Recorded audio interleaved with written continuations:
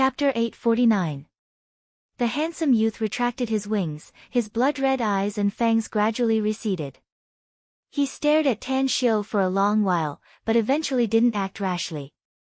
He still spoke in fluent Mandarin. "We came to China to find someone, not to stir up trouble.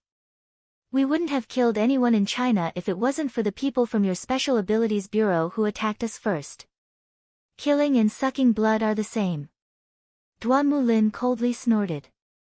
"If you blood kin want to suck blood, then don't do it to our Chinese citizens." The handsome youth angrily said, "We only sucked a small amount of blood. At most, it will only make them weak for a short time. It won't endanger their lives. Also, we only drank their blood after knocking them out, so we didn't expose our identities. Most importantly, those women all love money. We've sucked their blood and left them a sum of money in the hotel." "You left money?" Tan Xiu was surprised. "How much did you leave?" 10,000, said the handsome youth. 10,000 yuan is a lot. Tan Xiu nodded.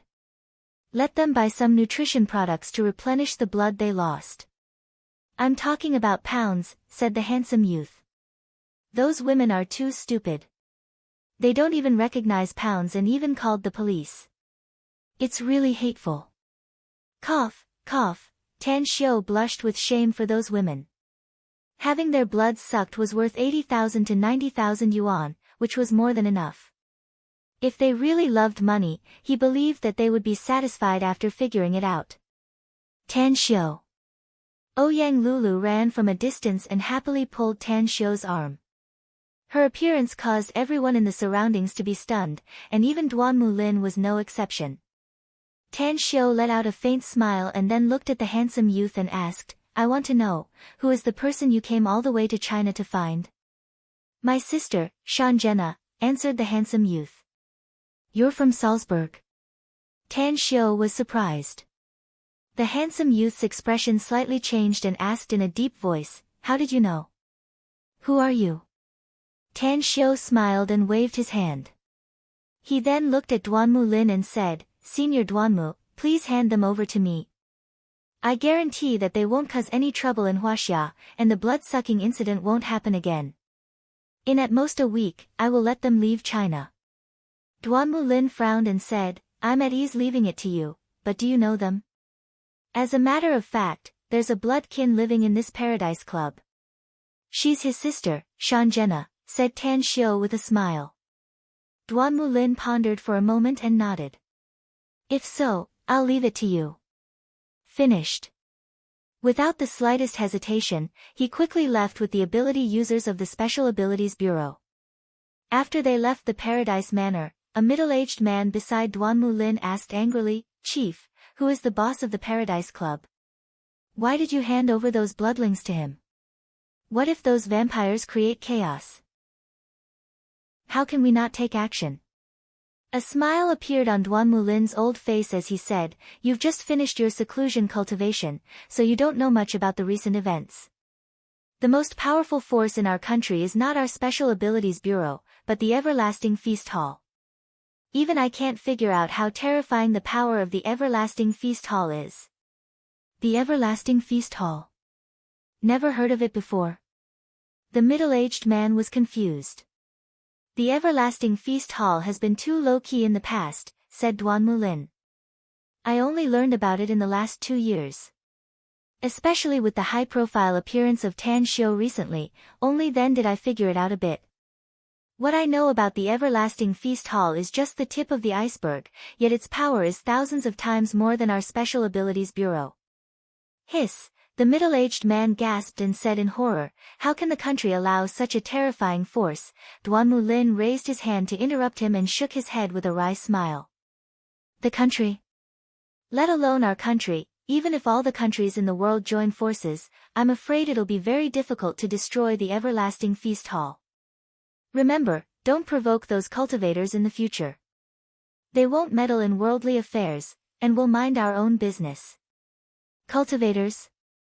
The middle-aged man's heart trembled a few times. He had seen powerful cultivators in the past, but he didn't expect that the Everlasting Feast Hall was actually composed of cultivators. So, That Tan Xiu, to be honest, I don't know about Tan Xiu's identity either, said Duanmu Lin helplessly. Although the cultivators of the Everlasting Feast Hall address him as boss, the terrifying existence who founded the Everlasting Feast Hall addresses him as master. Even several people older than him address him as Grand Master, said Tang Xiu. The middle-aged man was dumbfounded. The issue of seniority made him faintly tremble inside. Tan Xiu was still young, yet he already had a grand disciple. Most importantly, who was his master? Did he have any other elders in the sect? At the Paradise Manor, the 7 kindred from Salzburg were led by Tan Xiu to the Western-style building where Shanjena lived. As Ouyang Lulu brewed the fragrant tea, Tan Xiu asked, "Where's Shanjena?" "There was a fight here, so she should have found it. Professor Mo took a lot of her blood yesterday, so she got angry and ran out to complain to Han Jintong last night." Ouyang Lulu smiled. "I called her, but her phone was turned off." "What did you say?" Shansley's expression drastically changed. He abruptly got up and hurriedly shouted, "You dare to take my little sister's blood? Don't you know that it's extremely harmful to the kindred when their blood is taken?" Tan Xiu rolled his eyes and lightly said, "If Shanjena thinks it's harmful to her, I'm afraid she would have quit her job long ago and refused to cooperate with the research. Have a taste of this pill. If you think it tastes good, you can stay here for a week to accompany my researchers in their research." A pill? Shansley had received a call from his younger sister, Shanjena, and learned some things about pills from her. He looked at the crystal-clear pill in his hand that exuded a wisp of fragrance. After hesitating for a moment, he threw the pill to a kindred behind him and said in a deep voice, "Take it." "Understood." The young kindred didn't hesitate and directly swallowed the pill. A few seconds later, the kindred's expression greatly changed. His body suddenly trembled and his wings spread out in a flash. Even his eyes turned blood red and his fangs drilled out again. In a flash, Shansley and the other 5 kindred released their wings and vigilantly prepared for battle. "Stupid." Tan Xiu indifferently glanced at Shansley. He then crossed his legs and took out a cigarette, lit it up, and leisurely smoked it. Time fleeted by. 2 to 3 minutes later, an enormous aura erupted from the Blood Tribe member's body. Even the wings on his back had grown a lot, and the veins on his back had become clearer. The number of mysterious ancient runes had also increased. Shansley and the other Blood Tribe members instantly realized that this was a sign that his bloodline had been upgraded and his strength had become stronger. I've broken through to the Count rank?" The kindred cried out in surprise. Shansley gaped and struggled to turn his head to look at Tan Xiu. He finally understood what Tan Xiu meant when he said, "Stupid." Tang Xiu obviously gave him the pill, but he turned around and threw it to his man. If he had taken the pill, would he have broken through from the Count rank to the Marquis rank? Damn it! Shansley looked at his man with envy. He took a deep breath and retracted his wings, fangs, and blood-red eyes. He then let out a hollow laugh and said, Boss Tang, right? Do you still have that kind of pill?"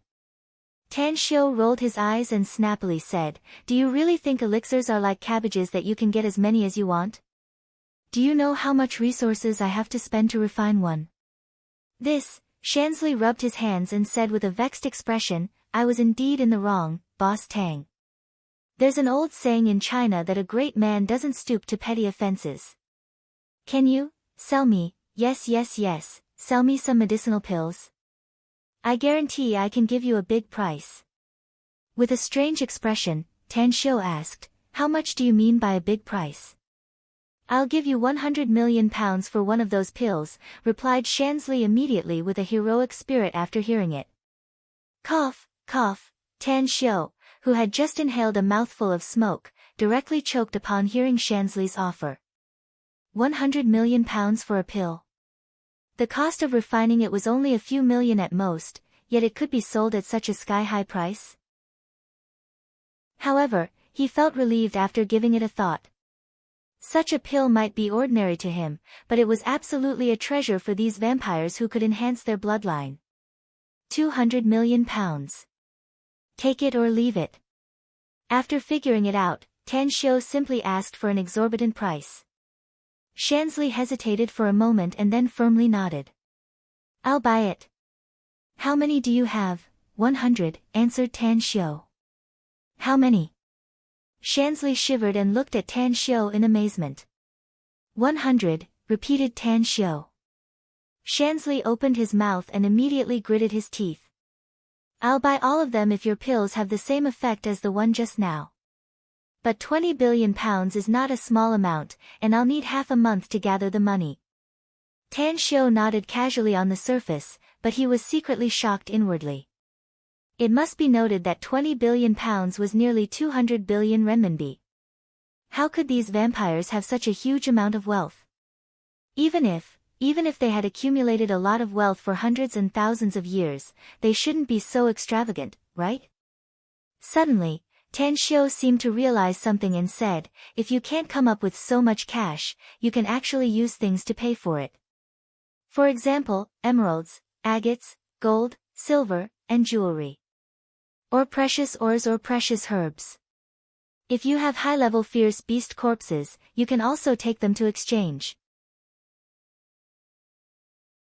Chapter 850. Shansley was pleasantly surprised after hearing it. It was not easy to get 20 billion pounds in a short time. Even if he sold the treasures he had accumulated for thousands of years in Salzburg, it would be very strenuous to pay this amount. But, if he paid with those jadeite, agate, gold, silver, and jewelry, he wouldn't have to think of ways to sell them. It would be great without the transit link. Furthermore, his family had been enduring for hundreds of years. Other families thought that they had been defeated, but that was not the case at all. It was just that they had been planning something for hundreds of years, and it was only recently that they had succeeded. Overlord. What his family had been planning was to gather the power of the whole family to cultivate a super powerhouse of the Overlord rank. After hundreds of years of preparation, Shansley's great-grandfather had become a powerhouse of the Overlord rank.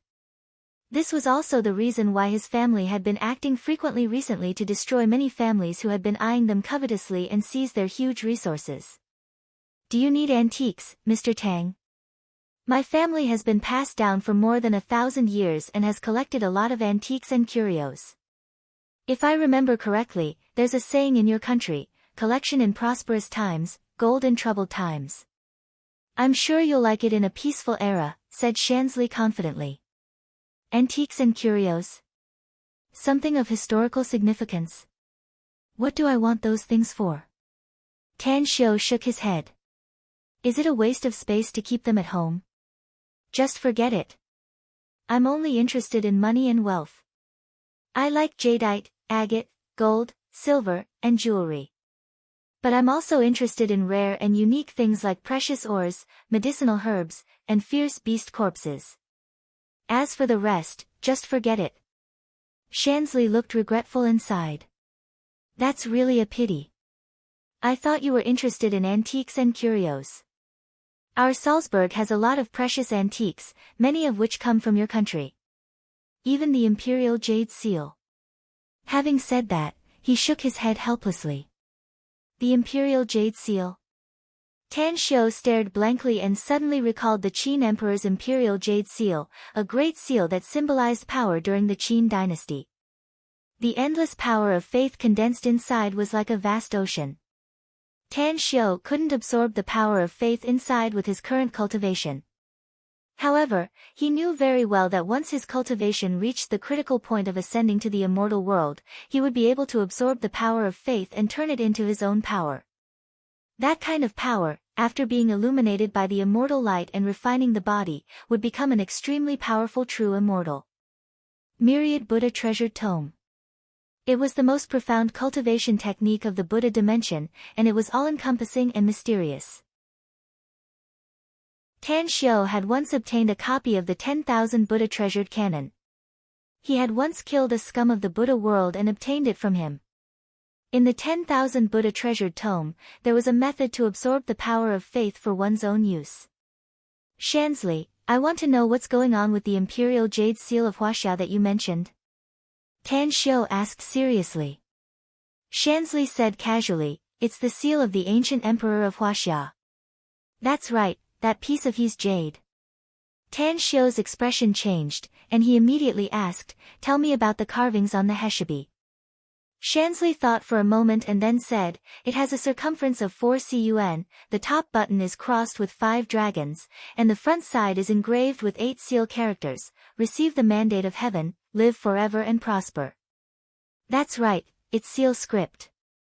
My great-grandfather once studied that type of script, and it seems to be the script of your country's earliest era.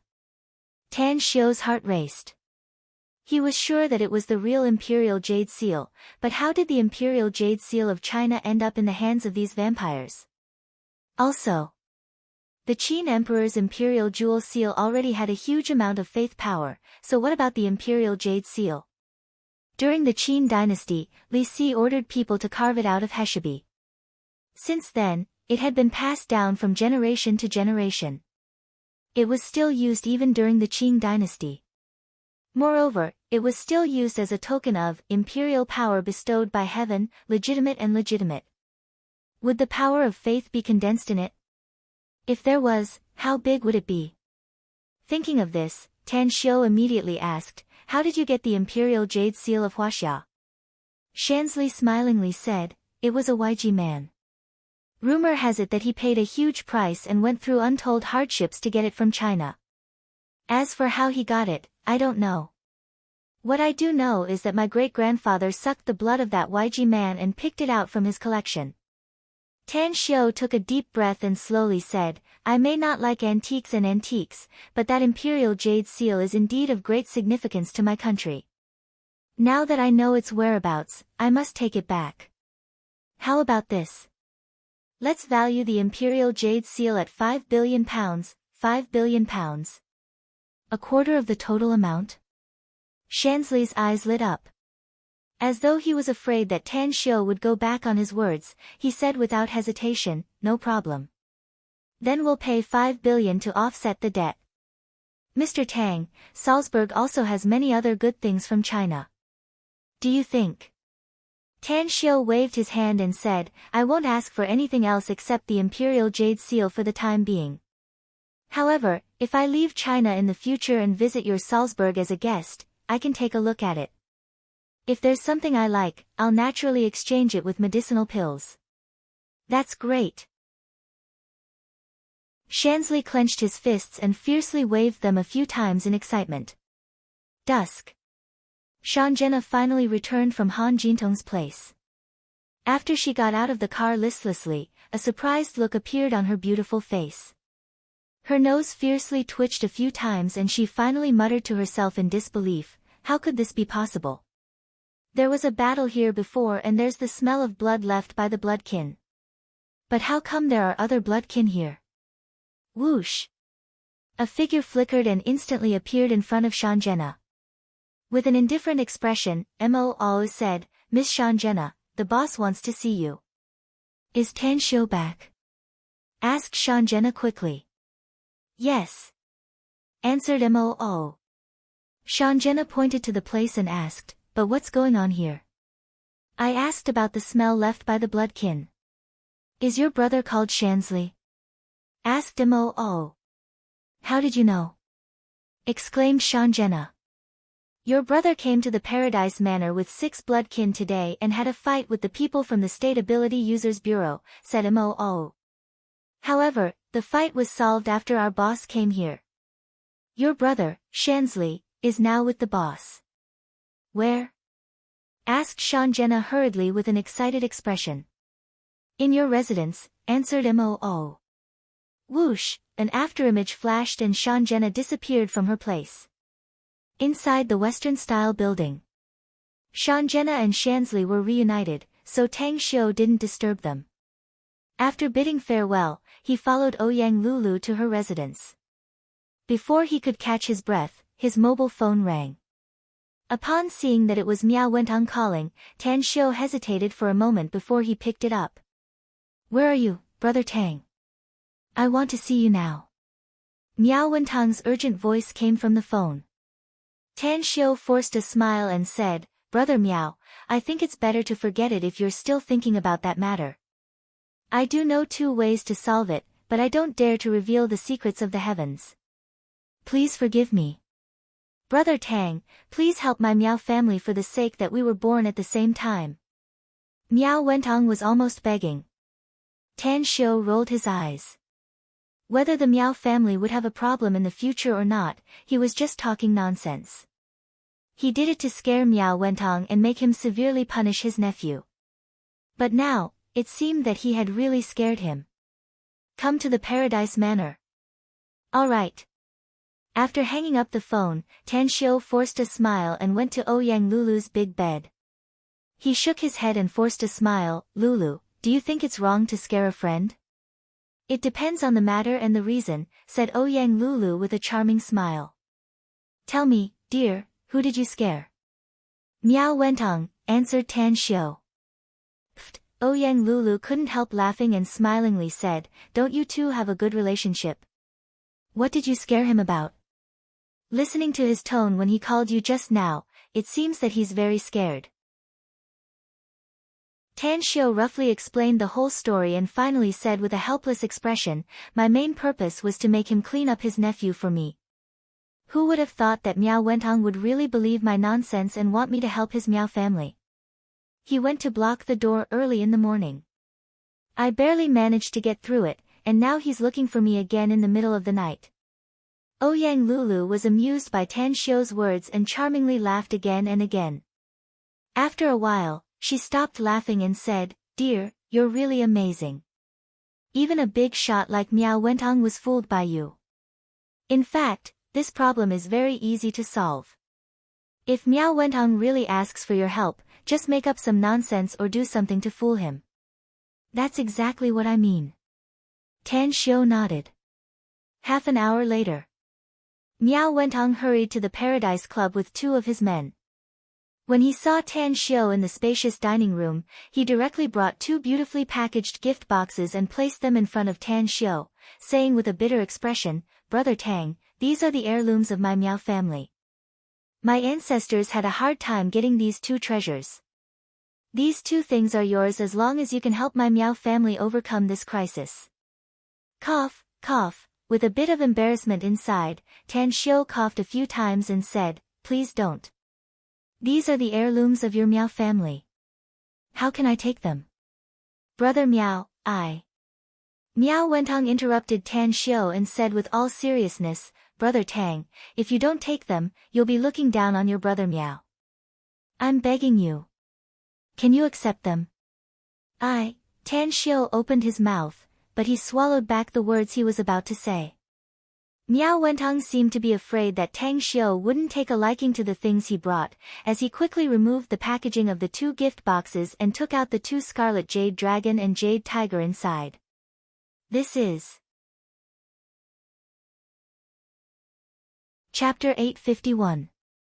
The 2 jade carvings were crimson in color, as if there were raging flames burning inside them. They were vivid and lifelike, as if they were 2 living creatures. There was an almost undetectable gray mark on the heads of the 2 jade carvings. Fortunately, Tan Xiu had sharp eyes and was able to see it. If it was an ordinary person, they would not have been able to see it with their naked eyes. Meow Wentong was afraid that Tan Xiu would not be able to recognize it, so he hurriedly explained, Brother Tang, these 2 jade carvings are the most precious treasures of our Meow family that have been passed down from generation to generation. It is said that there are a total of 12 of these jade carvings, and the carvings are carved according to the 12 zodiac signs. Although our Meow family can't understand the mysteries of these jade carvings, according to the historical records of our family, whoever can collect the complete set of the 12 zodiac signs will be able to unlock the secret within and obtain great benefits. Tan Xiu's expression was extremely solemn. His eyes lingered on the jade dragon and tiger for a long time before he carefully held them in his hands. Energy. The surging energy was the most powerful item that Tan Xiu had ever encountered on Earth. If the Qin Emperor's imperial jade seal contained a tremendous amount of faith power, then each of these jade carvings contained the energy of countless stars. If If anyone could detonate a jade carving, Tan Xiu could determine that even 100 earths would be blown to pieces, let alone this one. Tan Xiu carefully integrated a trace of primal chaos force into the jade dragon.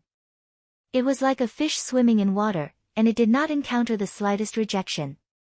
However, when the primal chaos force came into contact with the gray mark on the head of the jade dragon, his body suddenly trembled, and his entire consciousness was sucked into the jade dragon. No, to be precise, he was sucked into the gray mark. The sea of stars, the vast universe. Tan Xiu suddenly discovered that he was standing in the boundless universe with countless planets orbiting in all directions. Golden lines connected the countless planets together, forming a three-dimensional star chart that contained endless mysteries. Those golden lines, Tan Xiu's lips trembled, and his eyes were filled with a fiery light. If it was any other cultivator on Earth, they would definitely not be able to recognize what those golden lines were. But he could, because he had used those golden lines before, and he could use them as if they were his own arms. That was the trajectory of the heavenly Tao. The trajectory of the heavenly path in Earth's space.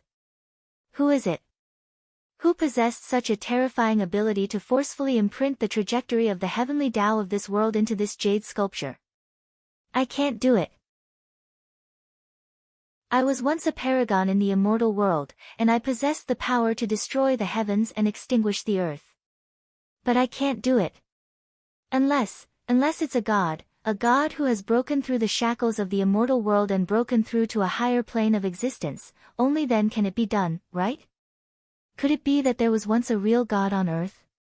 If a god was not born and bred in this world, it would be impossible for him to imprint the path of the heavenly Tao of this world into the jade sculpture. Because no matter how terrifying the true gods from the outside world are, they can only destroy this land and cannot control the rules of this land. Breaking is easy, but controlling is hard. Suddenly, the pain in Tang Xiu's mind was like being pricked by needles, causing his consciousness to instantly withdraw from the cosmic space. At this moment, not only did he spurt out a mouthful of blood, but his eyes, ears, and nostrils were also bleeding. Brother Tang. Miao Wentong looked horrified and hurriedly called out. Tan Xiu sniffed his mind and shook his head. I'm fine. It's just a backlash. Brother Miao, these two jade sculptures are really precious, so precious that it's very difficult to control them even if one cultivates for thousands of years. I won't hide it from you. Even an immortal who has ascended to the immortal world, or even a real perfected golden immortal, can't fully control them. Unless what? Asked Miao Wentong hurriedly. Unless one becomes a paragon in the immortal world, replied Tan Xiu. Only then can one barely control them. If my guess is correct, once we find the other 10 jade sculptures and gather a total of 12 sets, we can help a paragon in the immortal world smoothly cross the heavenly tribulation, break the shackles of the immortal world, and ascend to the god's realm. Hiss, Miao Wentong gasped. Immortals were already very far away from him, let alone the paragon at the peak of the immortal world, as well as the unreachable god's realm. Brother Tang, do the immortal world and the god's realm really exist? Asked Miao Wentong cautiously. Tan Xiu shot him a deep look and solemnly nodded. I don't want to hide it from you anymore. Apart from the space where our Earth is, there are indeed higher levels of space, such as the immortal world, Buddha realm, demon realm, ghost realm, spirit realm, and many others. Above these worlds is the god's realm, where demons, devils, ghosts, monsters, immortals, Buddhas, saints, and many other races exist at the same time. Let me put it this way. If our Earth's space is like a grain of sand, then the immortal world is the area of the Milky Way, and the god's realm is the area of the vast universe. Miao Wentong's body trembled and his breathing was rapid as he asked, Brother Tang, can you tell me how you know this? It's not convenient for me to tell you for the time being. Tan Xiu shook his head. But give me some time. I'll naturally tell you everything when I shatter the void and ascend to the immortal world one day. Shatter the void? Ascend to the immortal world? Miao Wentong's whole body froze as though he was struck by lightning. Tan Xiu looked at the two jade carvings with infatuation. After a long time, he slowly said, "How about we make a deal, brother Miao?" "What deal?" asked Miao Wentong. "Give me these 2 jade carvings and I'll give you a real immortal cultivation technique," said Tan Xiu. "You can definitely see the hope of ascending to the immortal world if you cultivate well in the future. How about this? I assure you that I'll protect you until you become a late-stage golden core expert." Late-stage golden core. Legendary existences. Miao Wentong almost shouted in agreement, but he recalled the purpose of meeting Tan Xiu this time and immediately said, "Brother Tang, about the catastrophe that will befall my Miao family in a few years, I'll help solve it together," said Tan Xiu in a deep voice. "Deal," said Miao Wentong excitedly. He had just weighed the pros and cons inwardly and figured out some things. These 2 jade carvings were obviously of great help to Tan Xiu, but they were of no use to him and the Miao family. Instead of keeping them in the family and passing them down from generation to generation without any other use, it was better to make a deal with Tan Xiu and exchange them for a great immortal opportunity. 2 hours later, Tan Xiu imparted a cultivation technique from the immortal world to Miao Wentong. He looked at his pleasantly surprised face and seriously said, "You already have the foundation of cultivation. If you practice this immortal cultivation technique, you can take your cultivation a step further in a short time.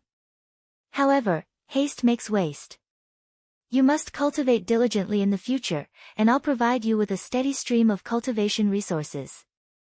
As long as you work hard, I can guarantee that you'll become a late-stage golden core expert in 10 years. 10 years? Late-stage golden core. Miao Wentong was so excited that he nearly cried. Such a great opportunity was something he never dared to imagine before. Even though he had learned an immortal cultivation technique at this moment, he still felt like he was dreaming. My Miao family, Miao Wentong recalled the purpose of his visit this time. There are 2 ways. First, the Miao family will not have any new members for 3 years, said Tan Xiu. Then, each of them will have 1 hand and 1 foot cut off. Only then can the Miao family's extermination disaster be averted. Miao Wentong's expression greatly changed and he hurriedly asked, "What about the second one?" "Fate comes and goes, all because of 1 person, said Tan Xiu. "Shave off his black hair and remove him from the Miao family's genealogy book. Drive him out of the Miao family and out of China. As long as he never sets foot in China for the rest of his life, the Miao family's safety can be guaranteed." Miao Jinlei. Miao Wentong's mind moved and he immediately chose the second option. Had it been before, even if Miao Wentong believed in Tan Xiu, he could only believe 99% of it and still didn't dare to believe it. But ever since Tan Xiu taught him an immortal cultivation technique, he truly realized how terrifying Tan Xiu's means were. "Brother Tang, I know what to do," said Miao Wentong solemnly. Tan Xiu nodded. He took out a bottle of pills and handed it to Miao Wentong, saying, "There are 10 essence amassing pills inside. Take 1 every half a month. After you've taken all of them, your cultivation should be able to break through to the late stage of foundation establishment. 5 months later, go to Jingmen Island's everlasting feast hall to find Ji Qimei. She'll give you the pills you need later." "All right. Thank you, Brother Tang." Miao Wentong took the bottle excitedly and thanked him from the bottom of his heart. Tan Xiu shook his head and sighed inwardly. As a matter of fact, he had taken advantage of Miao Wentong, and it was a huge advantage. However, he could only help him this much for the time being. He would help him if he had any difficulties in the future. The night was hazy. In the parking lot of the Paradise Club, Tan Xiu dropped Miao Wentong off and asked the question he wanted to know the most, "Brother Miao, does your Miao family only have the dragon and tiger jade carvings of the 12 zodiac jade carvings? Where can I find the other jade carvings if I want them?" "My Miao family really only has these 2, said Miao Wentong. "But if you really want them, I can help you look for them in secret." "I'll immediately tell you once I get the news," said Miao Wentong. Tan Xiu thought for a moment before he shook his head and said, "You don't need to look for them in secret. You can look for them openly. As long as the rest of the jade carvings are still in China, I believe you'll be able to find them soon. Let's do it this way. I'll post a reward for anyone who has the jade carvings. I'll pay $100 million to buy them. Even those who know the whereabouts of the jade carvings will be given $10 million as long as they provide accurate information. Miao Wentong forced a wry smile and said, Brother Tang, aren't you playing a bit too big? Miao Wentong forced a wry smile and said, I'm afraid it will set off a storm in China if you publicize it. As long as I can find more jade carvings, it'll be worth it even if I only find one, said Tan Xiu. Chapter 852. After sending Miao Wentong away, Tan Xiu immediately went to see Moe and Gui Jianqiu. From them, he learned that the active cells in the bloodkin's blood had been successfully extracted and were now being fused with Chinese medicinal herbs in an attempt to develop medicines that were beneficial to humans. Therefore, Tan Xiu sent someone to get an interspatial ring from Ji Qi Mei and lent it to Moe for temporary use. For this reason, Shanzli and his 6 men ruthlessly bled and stored all the blood in jade bottles in the vacuum interspatial ring. 3 days later, Shanzhena left China with her brother, Shanzli, and promised to deliver the imperial jade seal and a large number of resources that Tan Xiu needed to China within a week. After the goods were delivered, the total value was determined and deducted from the remaining £15 billion. Finally, Tan Xiu's life resumed its tranquility. In the following days, Tan Xiu occasionally went out or met up with friends, while the rest of the time he stayed at home and read books. As the days passed by, there were only 2 days left before the final exam of his freshman year. The scorching sun was blazing in the sky. Blue Star Villa Complex. Tan Xiu was quietly reading a book, but he was thinking about something in his mind. The most important thing for him to do next was to go to Longquan Bay and Kanas to open the Immortal Trove. Afterward, he also had to rush to 9 Dragons Island. The reconstruction project there had reached the most critical juncture. 9 Dragons Island would become his base camp in the future, so the situation there must not go wrong. Ring, ring, ring, his cell phone suddenly rang, interrupting Tan Xiu's thoughts. Tan Xiu glanced at the caller ID and immediately furrowed his brows, asking, What's up, oh? Chief Kong has come to Shanghai, boss. Kong Xia. Yes. Why didn't she tell me in advance that she's coming to Shanghai? Tan Xiu curiously asked. It's really strange. Anyways, where is she now? Our men just saw her at the Shanghai airport, said Moo. Tan Xiu agreed. After hanging up the phone, he directly dialed Kong Xia's cell phone number. Before he had time to speak, Kong Xia's voice came out of the phone, It's really not fun. I originally wanted to give you a surprise, but I didn't expect you to receive the news that I'm coming to Shanghai. Tan Xiu smiled and said, Why did you come to Shanghai? I missed you, said Kong Xia with a smile. It just so happens that I have some free time these few days, so I want to give myself a break. After thinking about it for a long time, I felt that it would be boring to go anywhere without you, so I came to Shanghai. By the way, let's go back to Star City together after your final exam. Go back to Star City with you? Tan Xiu was confused. What for? Kong Xia forced a smile and said, I say, Big Boss Tang, you're really forgetful. Originally, the new city's internal purchase was scheduled for June 1st. But because of the Long family's issue in Walled Hill Village, the project was affected and had been delayed until now. We've prepared a lot of funds this time, how can we do it without you? Tan Xiu suddenly understood and said with a dry smile, I would have really forgotten about it if you didn't remind me. Come here directly, I'm at Blue Star Villa Complex. Alright, wait for me. At noon, Kong Xia came with her suitcase. After seeing Tan Xiu, the excitement on her beautiful face was undisguised. After a big hug, she leaned on Tan Xiu's embrace and asked, We haven't seen each other for a long time, except for the phone call. Did you miss me? Yes, replied Tan Xiu with a smile. Kong Xia pouted and snorted, you you missed me and didn't even say anything. I heard that you went to Qingqing Mountain a few days ago and stayed there for quite a long time. I went there for a very important matter, said Tan Xiu. I know you have something, and it's a very important matter, said Kang Xia. But seriously, why are you so busy? What else are you doing aside from our magnificent Tang Corporation and the everlasting feast hall?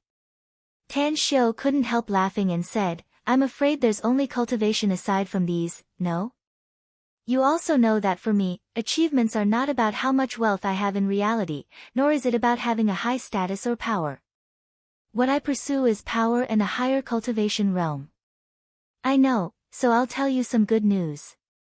Kang Xia giggled and said, this young lady has just broken through to the foundation establishment stage, so I can be regarded as a powerful expert in the future. You've broken through to the foundation establishment stage? Asked Tan Xiu in surprise. You didn't expect it, did you? Kang Xia said proudly. Ha, my luck is simply off the charts. A friend who works abroad all year round came to China to visit me. As a result, during our gathering, she brought along a bracelet that was very good.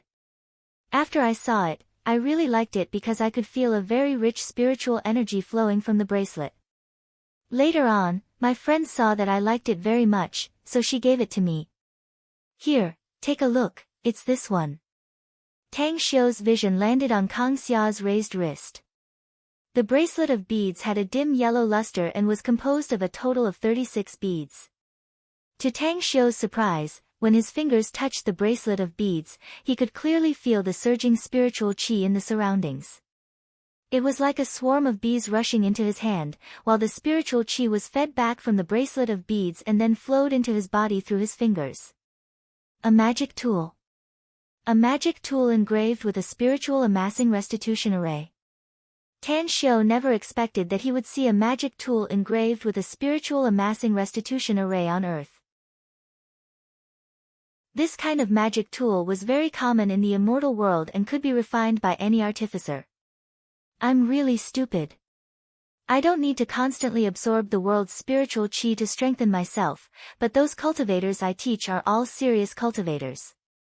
If each of them wears a magic tool engraved with a spiritual amassing restitution array, their cultivation will definitely advance by leaps and bounds.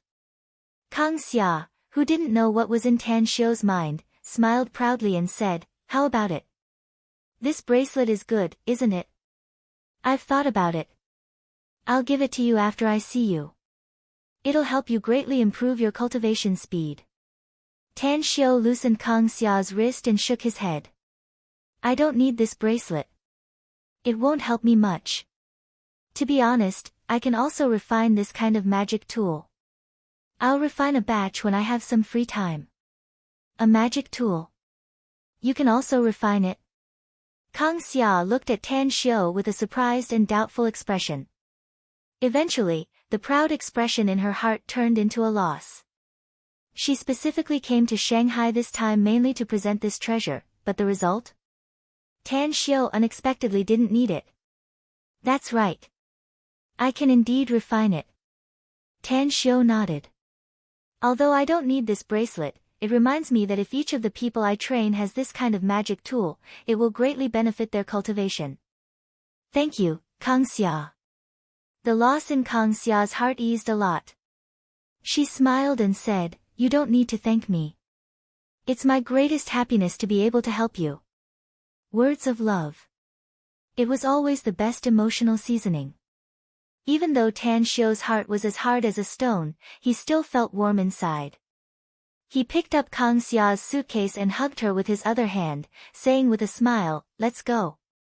Go upstairs and have a good rest. I'll accompany you for dinner later. Today. Big news was destined to sweep across the entire land of China like a tornado. TV stations, newspapers, magazines, the internet, and communication media, all focused on the topic, Grand Fortune Jewelry is looking for the 12 zodiac jade carvings. Anyone who has the zodiac jade carvings can contact the Grand Fortune Jewelry's general manager, Hao Lei. Once it is confirmed that it belongs to one of the 12 zodiac jade carvings, the Grand Fortune Jewelry will buy it for $100 million. $100 million US. This astronomical figure in the eyes of countless people was like a nuclear bomb that fell on the hearts of the citizens of China, setting off an uproar. Zheng Province, Liaoning County. Yang Pengchao was smoking a cigarette as he squatted in front of the dilapidated newsstand at the entrance of the county's key high school. His eyes kept glancing around as if he was looking for someone. Mengzi, have you inquired about it? Did Yuli really say that she'll be the girlfriend of whoever has the money? Yang Pengchao frowned and asked a thin young man named Mengzi next to him. I've inquired about it. Yuli said so, said Mengzi. Also, I heard that Campus Bellu University has received a call from Wang Wei, the young master of the Dongda Steel Machinery Company in our county. They talked for a long time. Wang Wei. Yang Pengchao frowned. That guy who relies on his family's wealth and power to act like he's rich and powerful all day long? Didn't you beat him up last time? How come he still contacted Yuli? I beat him once, and he found someone to beat me 3 times, said Mengzi in a low voice. Big bro, you've been in Jing City for 2 years now, and those hoodlums in the county have long given up on us.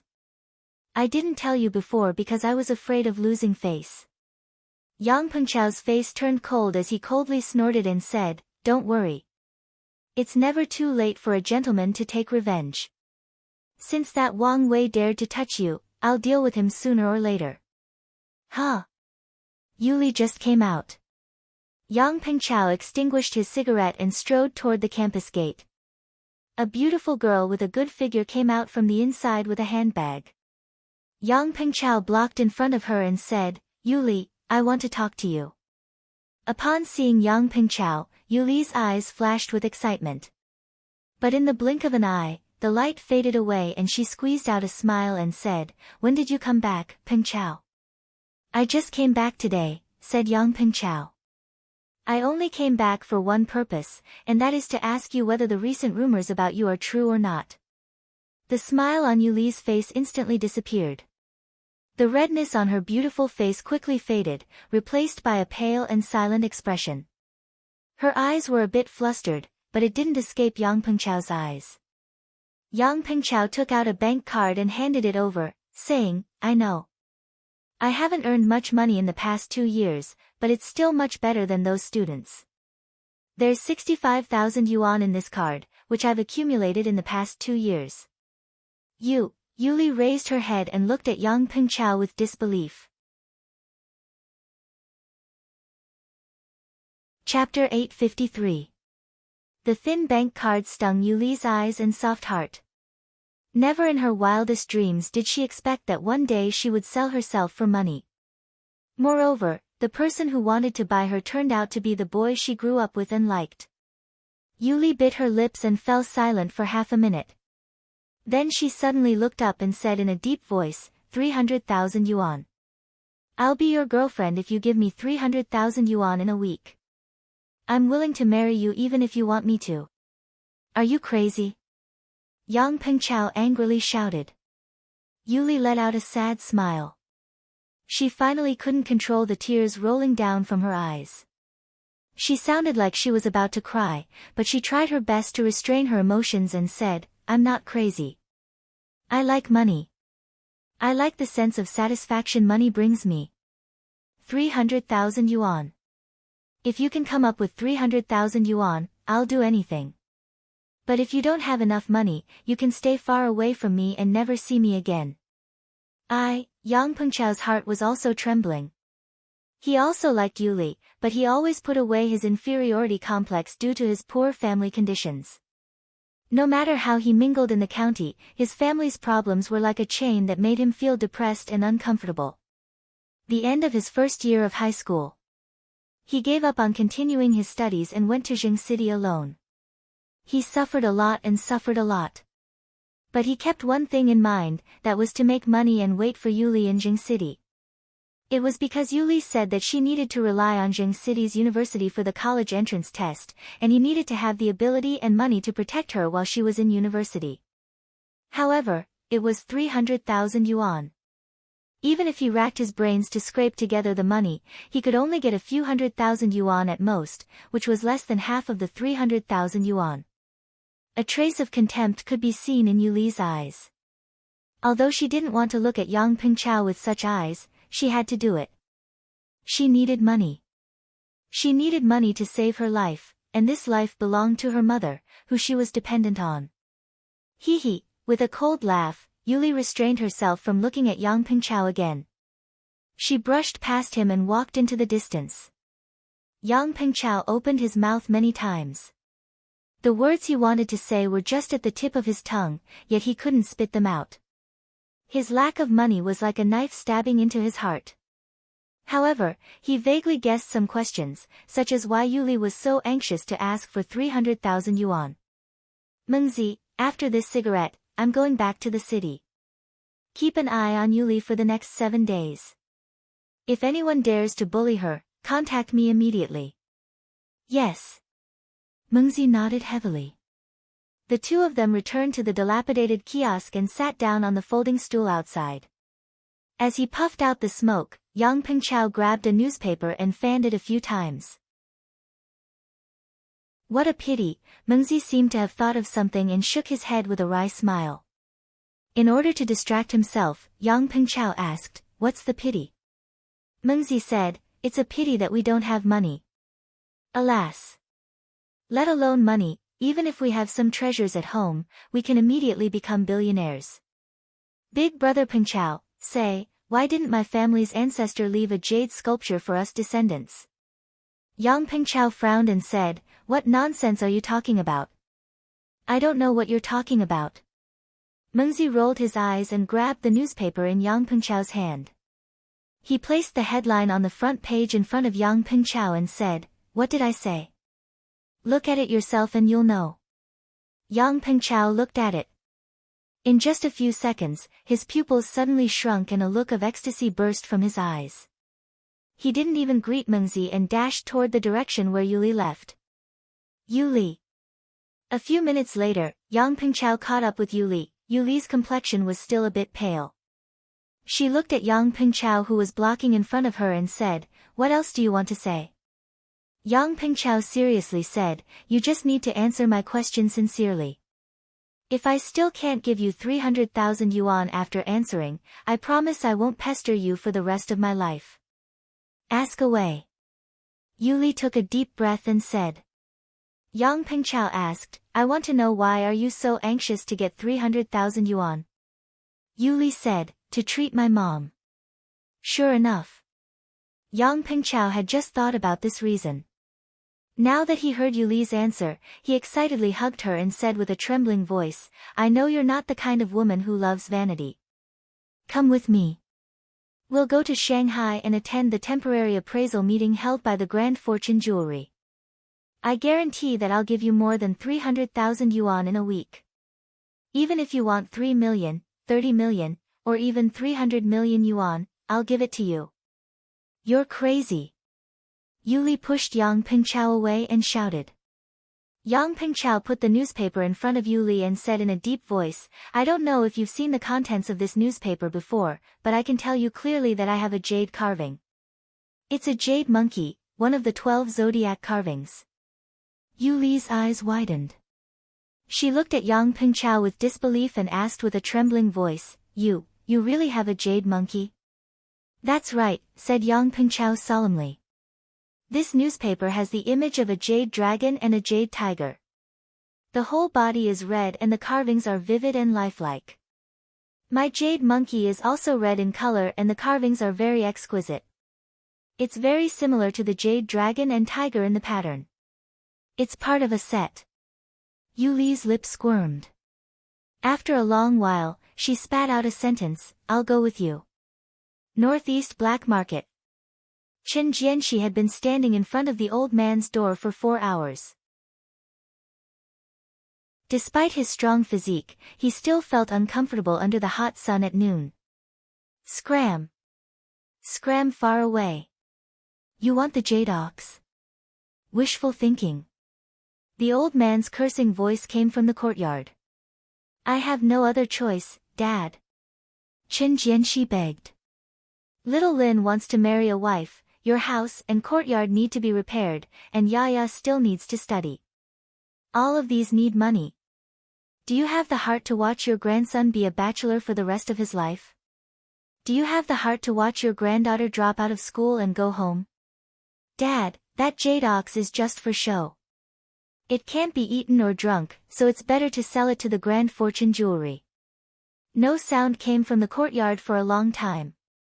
Finally, as the courtyard door opened, a white-haired old man forcefully threw out a box wrapped in yellow cloth and smashed it on Chen Jianxi. He angrily scolded, "Take the thing and scram. Don't hang around in front of me in the future. I only have this old thing left.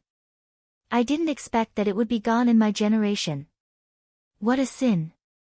Chen Jianxi held the thing in his arms and knelt in front of the old man. After knocking his head a few times, he got up and turned to run away. The capital.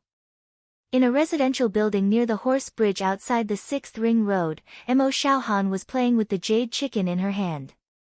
There was a hesitant look on her pretty face. She was not short of money.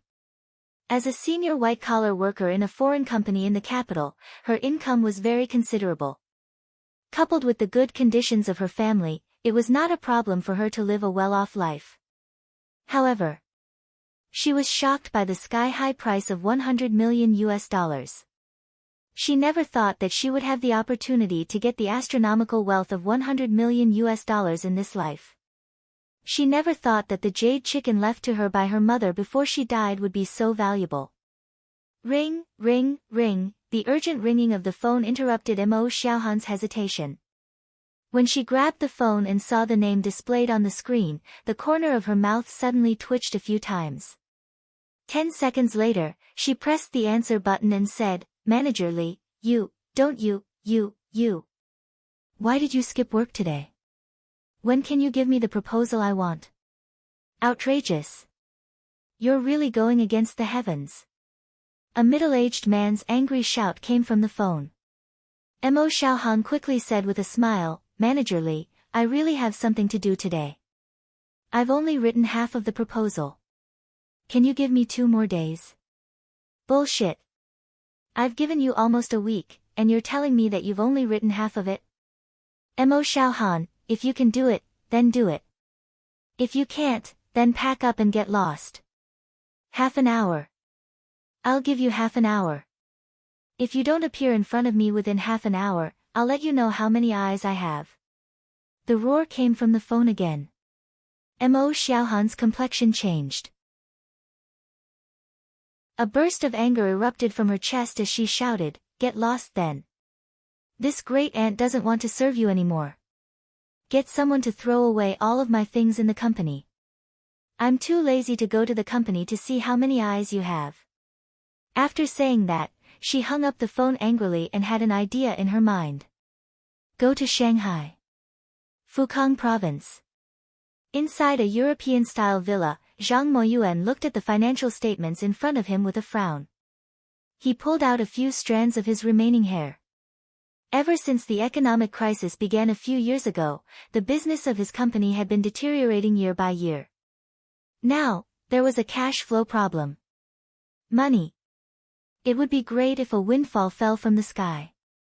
Zhang Moyuan smoked the last cigarette in his pack. After rubbing his temples, he took out his mobile phone and opened his WeChat.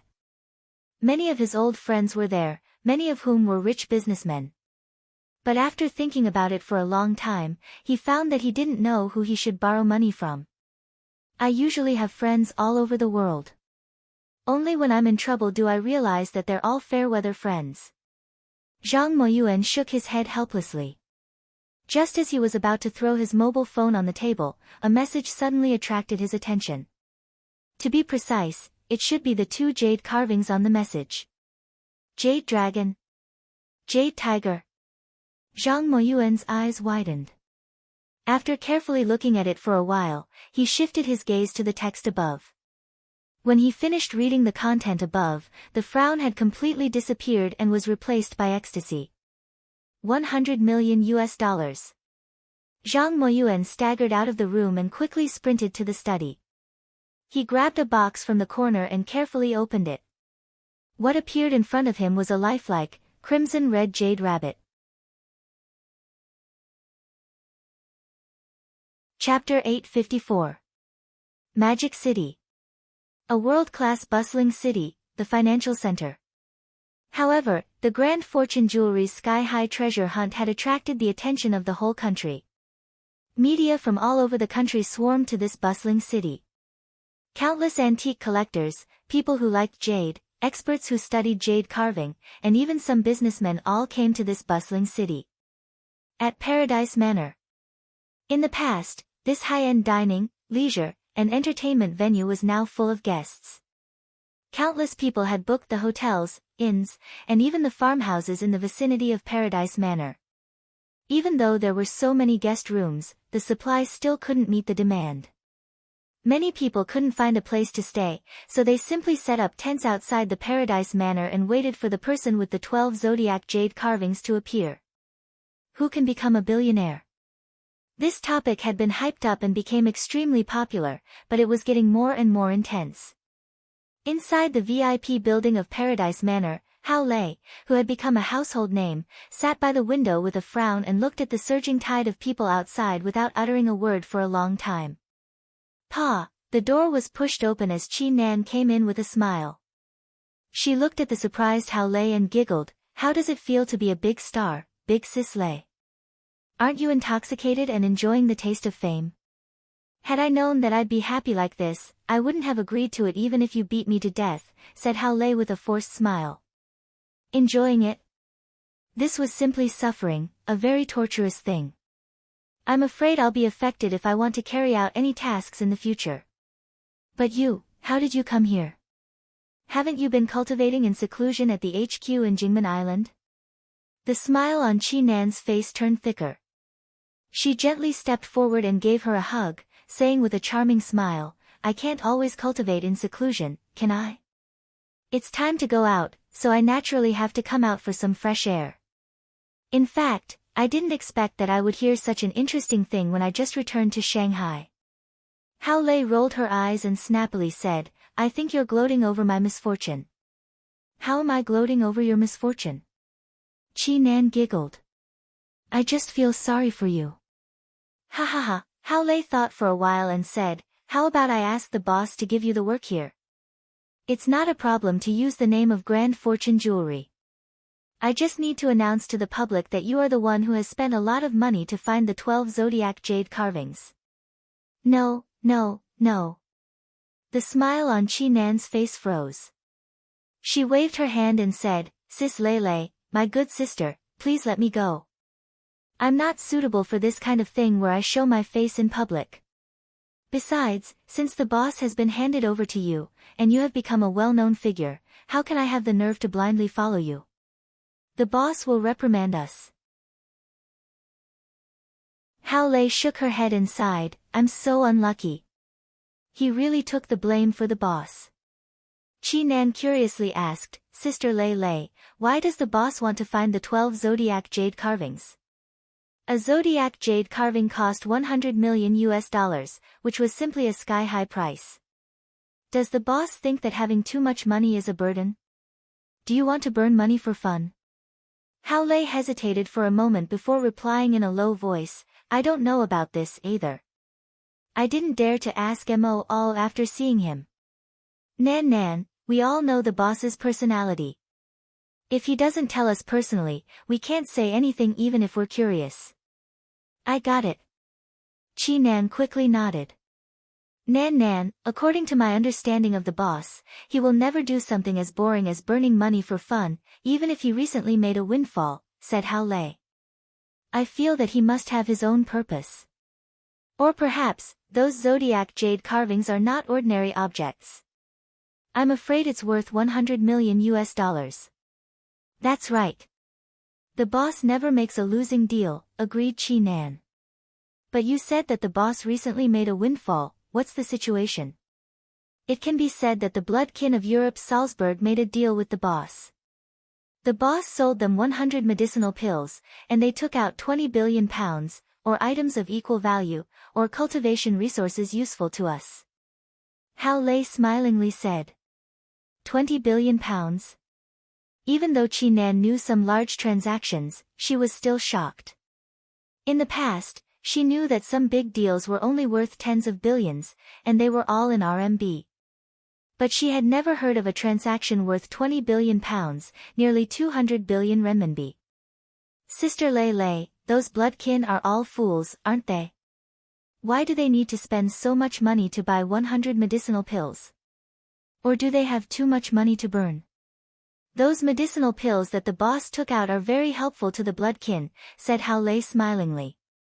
I heard that Shan Jenna, the bloodkin who stayed in the Paradise Club before, got great benefits. Qi Nan suddenly understood and sighed. It seems that the bloodkin are really going all out to become stronger. At the entrance of the Paradise Manor, Yang Pengchao and Yuli ran while panting. The hot weather made them hungry, thirsty, and exhausted since they didn't have breakfast and lunch. Yang Pengchao, holding a black leather bag, and Yuli squeezed through the large number of media personnel outside and came to the gate blocked by dozens of security guards. 2 gentlemen, please show your Paradise Manor's VIP membership card. Jin Shi, who temporarily acted as the security team captain, coldly stared at Yang Pengchao and Yuli and spoke. Yang Pengchao and Yuli exchanged glances. After hesitating for a moment, they said, "Hello, we don't have your VIP membership card." "It doesn't matter if you don't have it," said Jin Shi. "You only need to pay 2 million to apply for a Paradise Manor VIP membership card." Of course, 2 million is equivalent to saving it in your VIP membership card and you can spend it in the Paradise Manor. 2 million. Yang Pengchao was secretly speechless. He looked at Jin Shi's indifferent expression and quickly turned to look at the hundreds of media personnel nearby. Then, he whispered, "We're actually here to sell something. Isn't Hao Lei, the general manager of Grand Fortune Jewelry, in this Paradise Manor? We want to find her." Jin Shi's expression moved and he immediately said, "Please come with me, 2 gentlemen." 10 minutes later, Jin Shi led Yang Pengchao and Yuli to the temporary VIP lounge and said, "I've just informed Manager Hao. She'll be here soon. Please take a rest here first." "Thank you." Yang Pengchao and Yuli hurriedly replied. Both of them came from the bottom of society and had never been to such a luxurious place. They were shocked along the way. With Jin Shi's departure, only the 2 of them were left in the hundreds of square meters VIP lounge. Yang Pengchao turned to look at the tea table in front of the huge sofa, as well as several exquisite pastries placed on it. Gurgle, Yang Pengchao's stomach growled. He awkwardly looked at Yuli and hesitated for a moment before asking, "Are you hungry? There are pastries and tea on the table. You can eat some first if you're hungry." Yuli endured the feeling of hunger as she shook her head and worriedly said, "Let's not eat. If we have to pay for the food here, Yang Pengchao interrupted her and pulled her to the sofa to take a seat. He then brought 2 plates of pastries and drinks and said, "It's all right. We don't have to worry about not having money to spend here as long as they're willing to buy my jade monkey. Besides, you can eat it if you're hungry. I can afford these pastries and drinks even if I can't sell the jade monkey." "All right." Yuli felt warm inside and silently took it. Creak, as the VIP lounge's door was pushed open, Hao Lei led 4 experts of the everlasting feast hall in black suits and strode inside. When she saw Yang Pengchao and Yuli hurriedly getting up from the sofa with pastries and drinks in their hands, a surprised look flashed in her eyes. She smilingly stepped forward and asked, "Hello, I'm Hao Lei, the general manager of Grand Fortune Jewelry. I just heard that you have the 12 zodiac jade carvings. May I know if it's true?" Yang Pengchao put down the pastries and drinks. Hao Lei's aura and the 4 big men in black made him a bit nervous, so he braced himself and said, "Yes, I have the jade monkey. Please have a seat." "No need to be nervous." Hao Lei smiled. After taking a seat, "May I know how to address you, sir?" asked Hao Lei with a smile. "I'm Yang Pengchao, and she's Yuli," Yang Pengchao hurriedly said. "Mr. Yang, since you said you have the jade monkey, I wonder if you can let me see it first. Hao Lei said with a smile. Yang Pengchao hesitated and didn't immediately take out the jade monkey. Instead, he hurriedly asked, the newspaper said that you're willing to spend $100 million to buy the 12 zodiac carvings. Is it true? What if I give you the jade monkey and you don't give me the money? Pfft, you don't need to worry about money, little brother, said Hao Lei with a charming smile. Our boss doesn't lack integrity.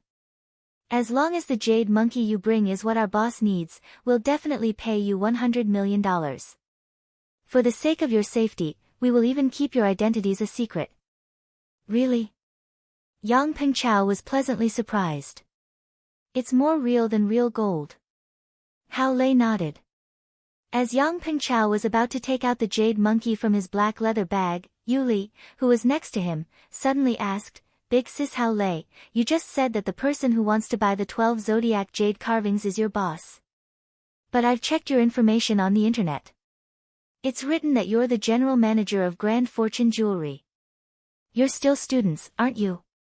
Hao Lei said with a smile, general manager and big boss are two different concepts. I'm just the general manager responsible for managing the Grand Fortune Jewelry business, not the real boss. Of course, if the jade monkey you bring is real, you'll see our boss.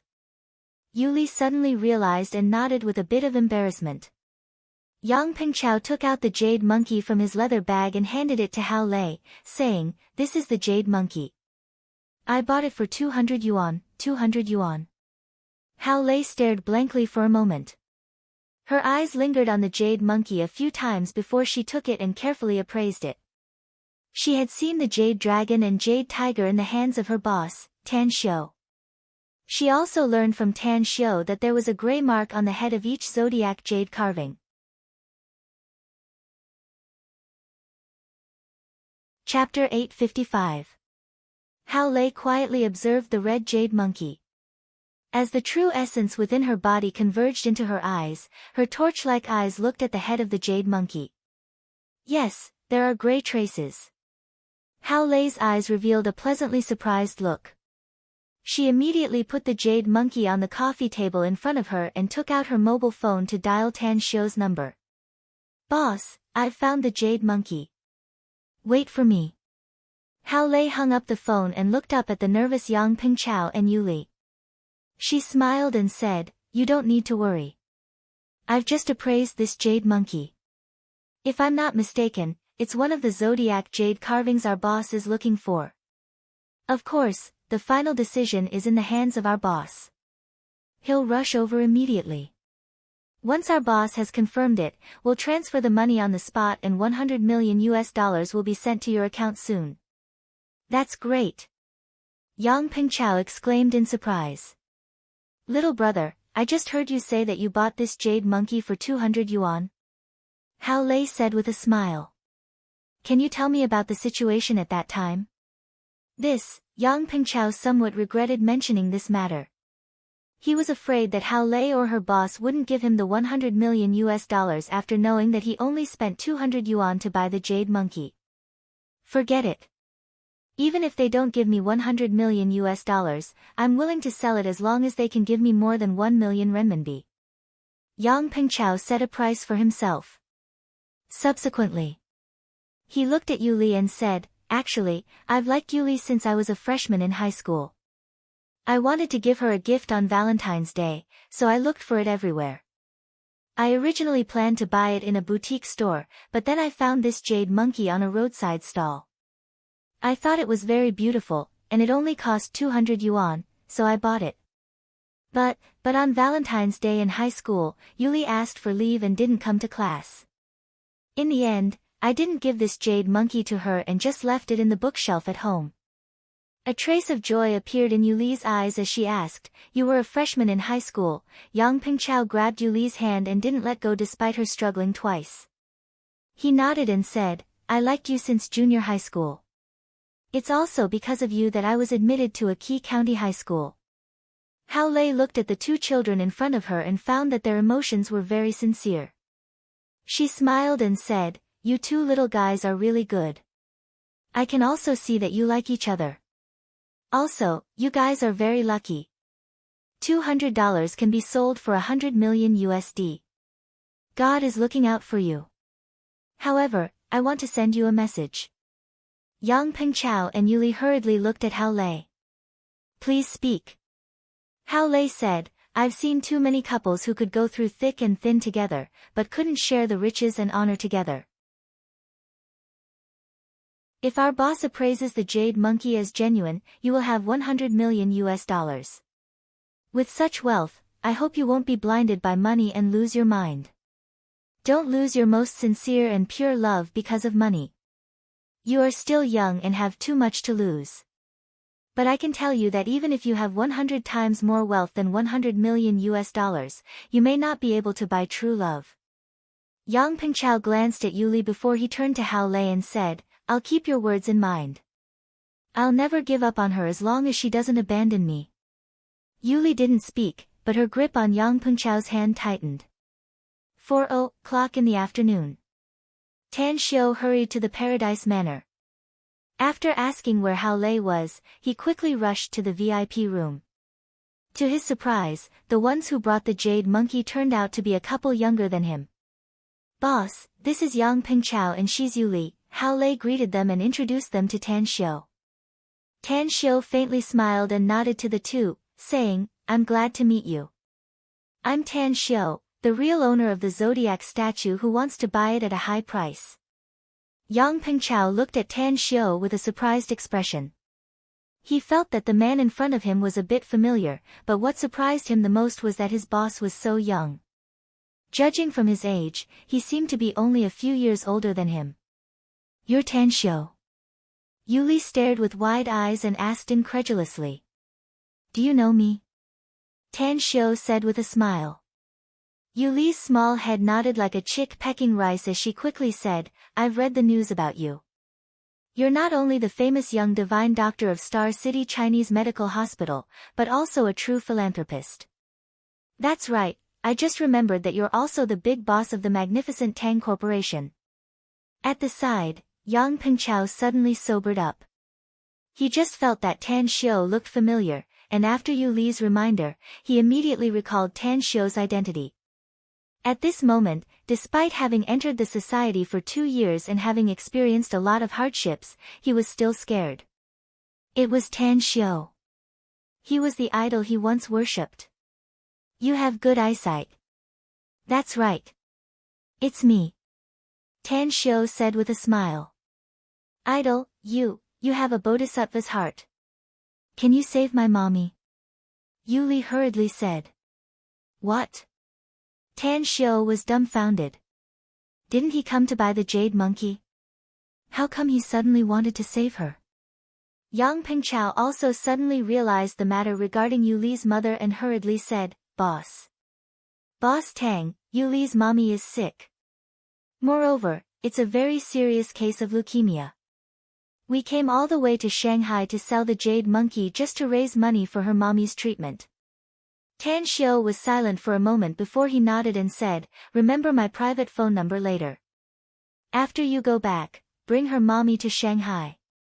Regardless of whether the jade monkey you brought is what I need or not, I'll promise you. Thank you. Thank you. Yuli was so happy that she cried tears of gratitude. Tan Xiu shook his head and motioned Hao Lei to give Yuli a tissue. Then, he said, Calm your emotions. We still have important things to do. The jade monkey on the table is brought by you, right? Yang Pengchao was somewhat moved by Tan Xiu's decision, so he immediately said, Yes, it's us. Tan Xiu reached out and took the jade monkey in his hand. A few seconds later, he was sure that it was one of the 12 zodiac animals he was looking for. Feeling happy, Tan Xiu looked at Hao Lei and said, Give them their bank accounts and transfer 100 million US dollars to them. No need, Boss Tang, said Yang Pengchao quickly. You don't need to give us so much money as long as you can cure Yuli's mother. 1 million RMB will do. Oh. Tan Xiu looked at Yang Pengchao in surprise and asked, Are you really willing to give up 100 million US dollars? Yang Pengchao hesitated for a moment before he firmly nodded and said, I'm willing to give up as long as you can cure Yuli's mother. Are you still a student? Asked Tan Xiu. Yang Pengchao shook his head and said, I dropped out of high school and worked in Jing City for 2 years. Do you know what $100 million means to you? Asked Tan Xiu. I know, but I'm afraid, said Yang Pengchao bitterly. A smile appeared on Tan Xiu's face as he walked toward Yang Pengchao and smilingly said, Are you interested in working for me in the future? Yang Pengchao was caught off guard by Tan Xiu's 180-degree change of topic. He blankly asked, What do you mean by working for you? I need smart people, but I need real people, said Tan Xiu with a smile. Even if you have $10 billion, it's worthless in my eyes. But if you have a good character, you'll be worth $10 billion even if you don't have a penny. So, if you agree, I'll give you a chance to have a meteoric rise as long as you're loyal to me in the future. Yang Pengchao was shaken inwardly as though a thunderclap had exploded inside his heart. Who was Tan Xiu? He was an amazing man in the country. Just the magnificent Tang Corporation alone had a total asset of tens of billions of US dollars. Furthermore, Yang Pengchao had checked the details of the Grand Fortune jewelry on the internet. It was also a large jewelry group with tens of billions of US dollars in assets. But now, it seemed that this Grand Fortune jewelry was also Tan Xiu's property. Yang Pengchao simply couldn't imagine how much wealth Tan Xiu had that others didn't know about. However, such an amazing man, a true super-rich man, unexpectedly thought highly of him and wanted to give him a chance to have a meteoric rise. I'm willing. Yang Pengchao's lips trembled as he hurriedly replied. Tan Xiu nodded with satisfaction and smilingly said, Give your account number to Hao Lei. Tell her to transfer $100 million to your account. Also, I can see that you're very tired, so you can stay and rest in the Paradise Manor. I'll send someone to book a room for you. Everything here is free of charge. Yang Pengchao was dumbfounded. He didn't understand why Tan Xiu still mentioned the $100 million. In order to figure it out, he hesitated and asked, Do you really want to give me $100 million? Tan Xiu said seriously, I, Tan Xiu, value integrity the most. I'll never go back on my words. Since you're willing to sell the jade monkey to me, I must pay you $100 million. After saying that, Tan Xiu took the jade monkey and turned to walk outside. When he went outside, he looked at Hao Lei, who followed him out, and said, Immediately spread the news that the jade monkey has been found. Because the seller wants to keep it a secret, we can't disclose his identity. Hao Lei respectfully said, All right. Tan Xiu said, In addition, since Yuli's mother is coming to Shanghai to see me for treatment, send someone to go back with them, so that it's convenient to take care of her. Hao Lei smiled and said, Boss, Qi Nan has just returned to Shanghai. Why don't you let her go? Tan Xiu was surprised and said, Qi Nan is back. That's fine. Let her take some people and take good care of the patient on the way. In the VIP lounge, Yang Pengchao felt as though he was dreaming. He felt dizzy for a long time before he muttered to himself, Today is the most unreal day I've ever had since I was a child. Yuli, try twisting me. I want to see if I'm dreaming or not. Yuli didn't twist him, but very seriously said, You're not dreaming. It's all real. It's just that we didn't expect that the real buyer turned out to be Tan Xiu. Yang Pengchao looked at Yuli, nodded and said, As long as Tan Xiu can cure your mother's illness, I'll accept it even if he doesn't give me a penny. As long as you're willing to be my girlfriend and marry me in the future, it's worth it.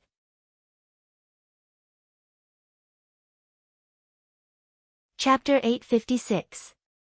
The Paradise Club's F&B department was filled with delicious food and drinks, making the hungry Yang Pengchao and Yuli eat until their mouths were covered with grease. The desserts and fruits after the meal were even more appetizing as they rubbed their bloated bellies and sighed. Two gentlemen, our boss told us that if you have any other requests, please don't hesitate to ask. Also, please keep these 2 VIP membership cards. The VIP rooms have also been prepared. This is the room card, and the two of you can rest there at any time. The tall and beautiful employee of the Paradise Club said with a smile. Yang Pengchao asked curiously, your boss? Is he the Paradise Manor's boss? That's right. He's our boss, said the female staff with a smile. But we don't know your boss, no? Asked Yang Pengchao with a puzzled expression. But why did he give us VIP membership cards? Is it because of Boss Tang's arrangement? Is the Boss Tang you mentioned Tan Xiu? Asked the female staff. Yes. Yang Pengchao nodded. Our boss's surname is Ouyang, and she's Boss Tang's girlfriend, said the female staff with a smile. Therefore, the staff here will also call him boss. He's also the one who gave us the order to receive you too. Yang Pengchao was secretly flabbergasted. Never did he expect that such a luxurious and high-end Paradise Manor turned out to be opened by Tan Xiu's girlfriend. This was also his property, right? Boss Tang is really amazing, sighed Yuli sincerely. He can be said to be as rich as a country. In any case, I think the Forbes list released every year isn't that reliable. Boss Tang's net worth is definitely in the top. Yang Pengchao nodded. Our boss doesn't like to be in the limelight, said the female staff with a smile. Ring. While talking, Yang Pengchao's cell phone rang. He grabbed it and opened the text message he just received. He was immediately dumbfounded. 1, 2, 3. 9, 1, 2, 3, 1. Yang Pengchao counted 3 times and then murmured with a dull face, the first 9 digits of the decimal point is more than 690 million? What? Yuli looked at Yang Pengchao with a confused expression. Yang Pengchao's complexion turned red and his body slightly trembled. His lips trembled as he said, Yuli, pinch me. Let me feel if I'm dreaming. What's going on? Asked Yuli with a strange expression. How did you become like this just by looking at your phone? Yang Pengchao's voice became much louder as he hurriedly said, 690 million, 690 million, ah. Tan Xiu. Boss Tang was telling the truth. He really had someone transfer $100 million to my bank account. If converted to RMB, it would be more than 690 million. Good man, really good man. Yuli hurriedly came to Yang Pengchao's side and read the text message several times. Only then did she exclaim with a face full of ecstasy, a gentleman keeps his word. Boss Tang is really trustworthy. Pengchao, you must work hard with Boss Tang in the future. I firmly believe that he can give you a brilliant future. Yang Pengchao nodded heavily and said with a serious expression, I will. At the entrance of Paradise Villa. Dressed in youthful and beautiful attire, Mo Xiaohan walked through the door with a handbag. However, her eyes kept glancing at Jin Shi who was leading the way in front of her, and her heart was pounding. A handsome man. An absolute handsome man. Although he wasn't handsome, he was definitely cold and cool. She had long since passed the age where it was easy to be shy like a little girl. She had even seen a lot of handsome men and women, but she found that the handsome men and women she had seen in the past were all inferior to the security guard in front of her. If this young lady's jade rooster is real, I can get $100 million. I must make this cool uncle my mistress. I won't do anything in the future and just watch this cool uncle do the laundry and cook for me every day. After fantasizing for a while, Mo Xiaohan unconsciously followed Jin Shi into a VIP lounge that was hundreds of square meters in size. Despite having been to many high-end places, she was still shocked by the decorations inside. Cool uncle, what's your name? My name has nothing to do with you, said Jin Shi indifferently. Just wait here for a while. I've notified my boss and he'll come to see you soon. Having said that, he turned around and walked toward the VIP lounge's door. Mo Xiaohan waved her hand and opened her mouth, but she didn't know what to say. Just as Jin Shi was about to disappear at the door, she plucked up her courage and shouted, Cool uncle, if being a security guard is tiring, wait for me to get $100 million. I'll support you in the future. Jin Shi, who just stepped out of the door, staggered and nearly fell to the ground. He was at a loss whether he had to laugh or cry as he turned to glare at Imo Xiaohan and then quickly left. A few minutes later, Tan Xiu appeared in the VIP lounge and looked at the youthful and beautiful Imo Xiaohan. He stepped forward and said with a smile, "Hello, I'm Tan Xiu.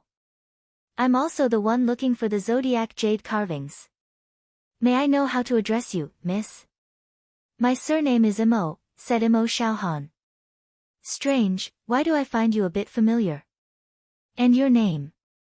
"Tan Xiu. It seems that there's a very kind divine doctor with the same name."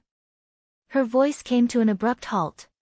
Imo Xiaohan's bright eyes instantly stared with a shocked expression as she exclaimed, "I remember. You're that young divine doctor, Tan Xiu." "That's right, it's me," said Tan Xiu with a smile. "You're the one who wants to spend $100 million to buy the zodiac jade carvings. Heavens! How can you be so rich?" "No, that's not right. You're not only going to spend $100 million. You still need 10 zodiac jade carvings. Doesn't that mean you'll have to spend $1 billion? Don't let your imagination run wild." Tan Xiu said with a smile, "We already know each other, so let's talk about the deal. You said you have a jade rooster, where is it?" Imo Xiaohan gulped down and asked with a bewildered expression, "If I really have a jade rooster, will you really give me $100 million? "Yes, I will," Tan Xiu firmly replied. Imo Xiaohan nodded with satisfaction. She then took out a red and lifelike jade rooster from her carry-on bag and handed it to Tan Xiu, saying, "This is it." After receiving it and appraising it, Tan Xiu suppressed his joy and nodded, "That's right. This is the jade rooster from the set of zodiac jade carvings. Miss Imo, this jade rooster belongs to me from now on. Tell me your bank account number and I'll send someone to transfer the money to your account right away." "All right." Imo Xiaohan suppressed her excitement and immediately nodded to tell Tan Xiu her bank account number. At this moment, Jin Shi, who had just left not long ago, returned and quickly came to Tan Xiu's front and reported, "Boss, another guest who claims to have a zodiac jade carving has arrived. Our men are bringing him here." Tan Xiu's eyes lit up and he quickly said, "Did he say which zodiac jade carving he brought?" I asked. "I heard it's a jade rabbit," said Jin Shi. Tan Xiu nodded with satisfaction. He then turned to look at Imo Xiaohan and said, "Miss Imo, you must have come to Shanghai from another place, right?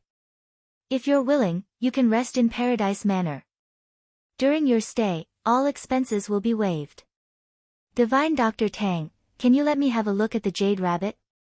asked Imo Xiaohan quickly.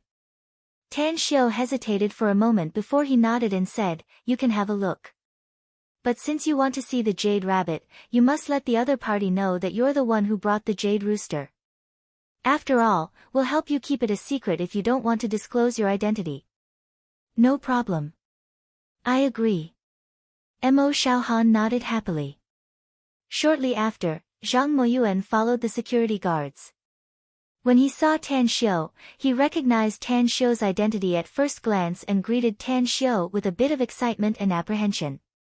"Mr. Zhang, this is the previous owner of the jade rooster," said Tan Xiu with a smile. "If you don't mind, take out the jade rabbit now." Zhang Moyuan nodded to Imo Xiaohan and immediately took out the jade rabbit and handed it to Tan Xiu. Tan Xiu judged that the jade rabbit was also one of the 12 zodiac jade carvings. "Is this what you need, Boss Tang?" "That's right." Tan Xiu nodded. "Then, when will you?" asked Zhang Moyuan excitedly. Tan Xiu looked at his hesitant expression and smilingly said, "I understand what you mean. Give me your bank account number and I'll immediately send someone to transfer the money to your account. We've already discussed this transaction with the bank, so the money will be in your account within 2 hours once we transfer the money." "Great! Great!" exclaimed Zhang Moyuan ecstatically. You can rest assured about the confidentiality issue, said Tan Xiu with a smile. Also, since the two of you have come from afar, you can rest at our Paradise Manor first. All expenses are free of charge. A hesitant look appeared on Zhang Moyuan's face as he said, Boss Tang, can I say that I don't need your help to keep it a secret? You don't need to keep it a secret. Tan Xiu was surprised. Of course. We can even release the news to the reporters and announce your real situation. Thank you so much, said Zhang Moyuan with all seriousness. I want the whole country to know that I'm the former owner of the Jade Rabbit and I sold it for $100 million. No problem.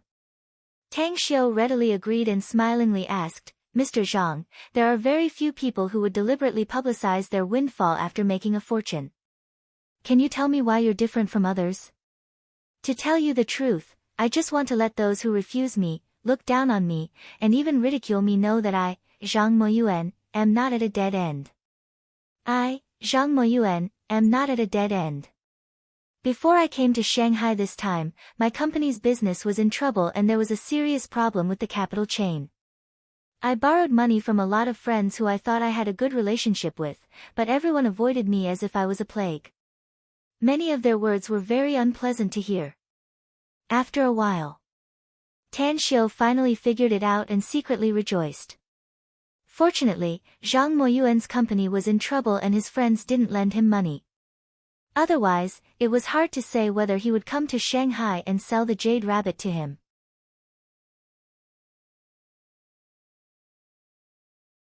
Chapter 857. In the evening. The reporters squatting outside the Paradise Manor listlessly glanced at the imposing gate.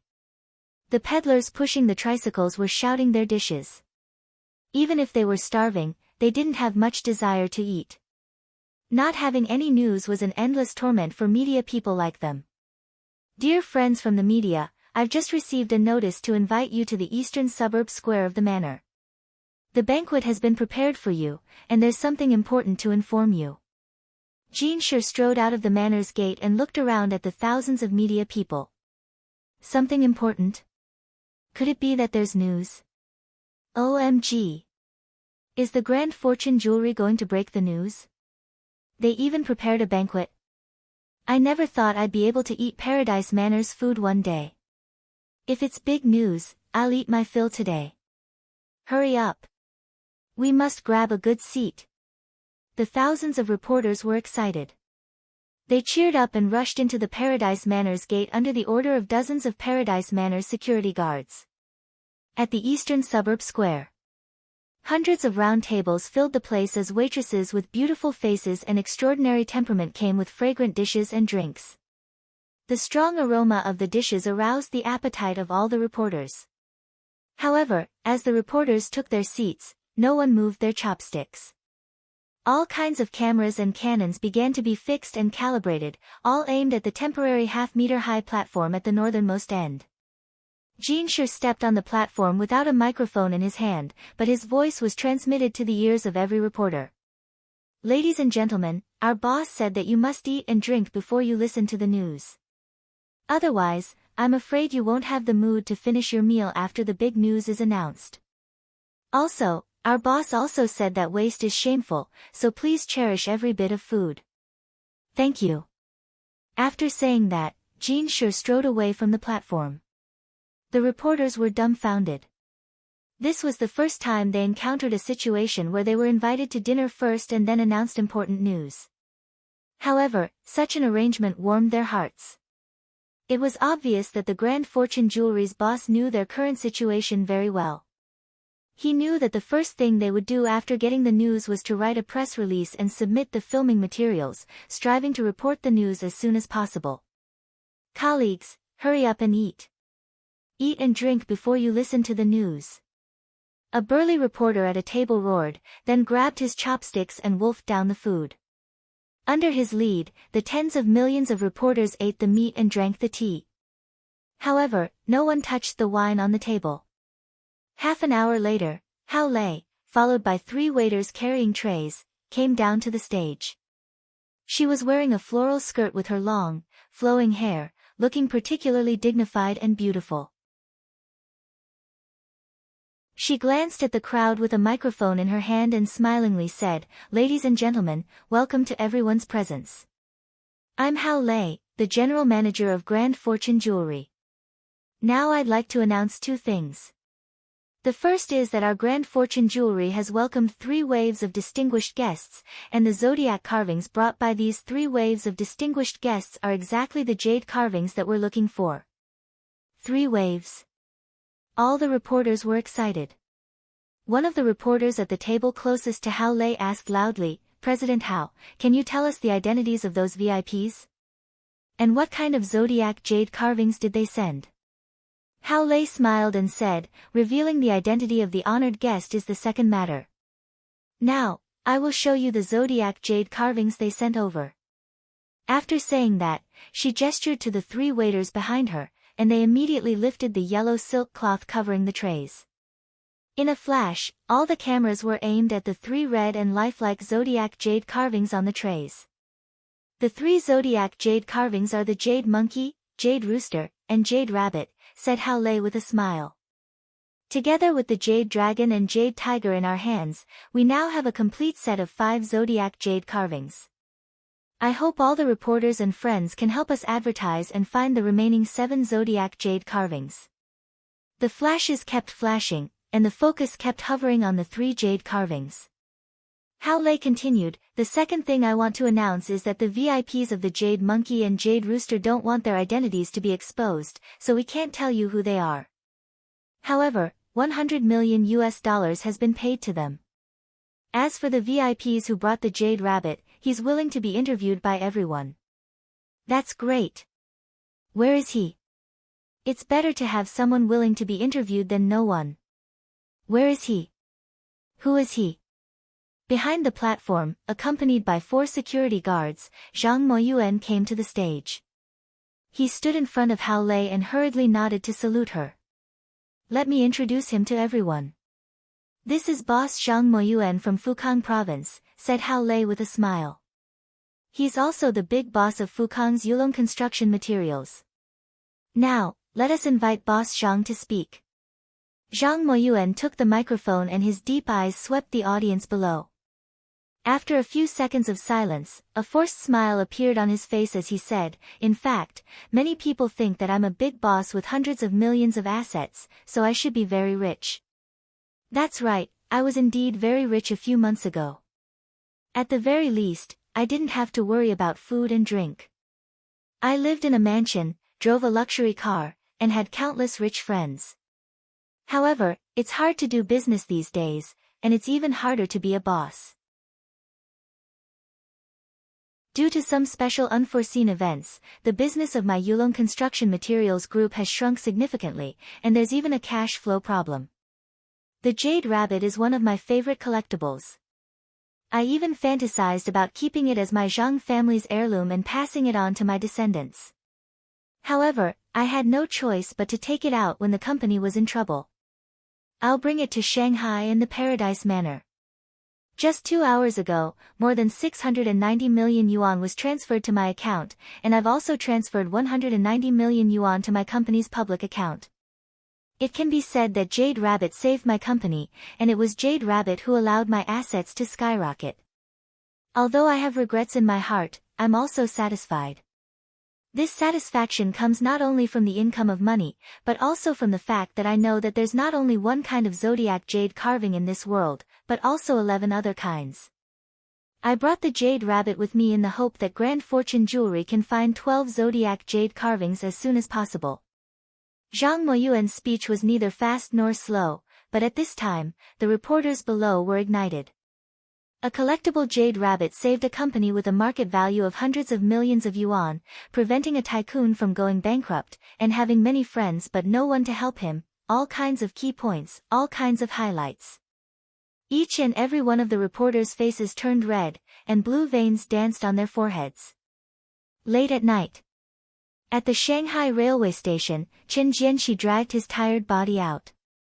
He held a folding stool in his hand and carried a worn-out black leather bag on his shoulder, followed by his cousin, Qin Jiawei. "Brother, we've arrived in Shanghai, but where can we find a buyer?"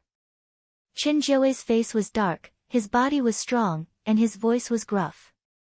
Chen Jianxi hesitated and said, "The newspaper said that it's the Paradise Manor. How do we know where it is? How about we call the phone number left in the newspaper and ask about the situation?" Call. Chen Jiawei was a bit uneasy as he had just arrived in a bustling metropolis, so he hurriedly nodded and said. Chen Jianxi grabbed his old Nokia mobile phone that he had used for 5 or 6 years and dialed the phone number in the newspaper. It didn't take long for the call to be connected. "Hello, I'm Hao Lei. May I ask who you are?" "Hello. We're here to sell the jade ox. The newspaper said that you want to buy it. Is it true?"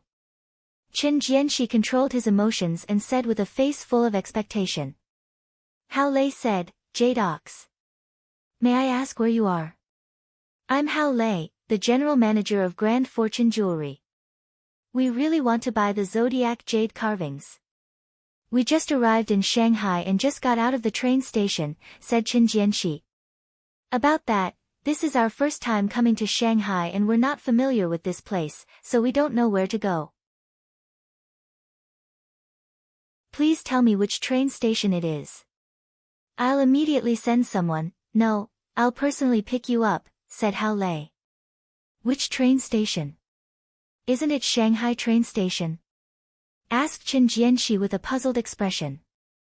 Hao Lei was at a loss whether she had to cry or laugh. "There are several train stations in Shanghai, 40 minutes later. Hao Lei, along with Jin Shi and the others, hurried to the Shanghai train station. After calling them, they finally found Chen Jianxi and Chen Jiawei, who were sitting on a stool and smoking in the square.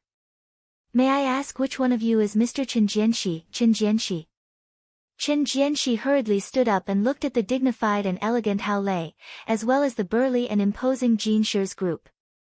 He stammered and said, I'm Chen Jianye. You're that Hao. Hao Lei, Manager Hao. Hao Lei stretched out her hand and smilingly said, "That's right. I'm Hao Lei, the general manager of Grand Fortune Jewelry. Welcome to Shanghai.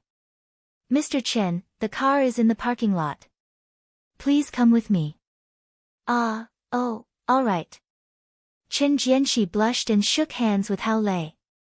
He subconsciously rubbed his hands on his clothes and pulled Chen Jiawei to follow Hao Lei's group to the parking lot. They returned to Paradise Manor. Hao Lei took the two to the VIP lounge and ordered the waiter to prepare the meal. Then, she smilingly asked, "You two, you said you brought a jade ox. Please take it out. I need to appraise it. If it's a real jade ox, we're willing to buy it for $100 million. $100 million.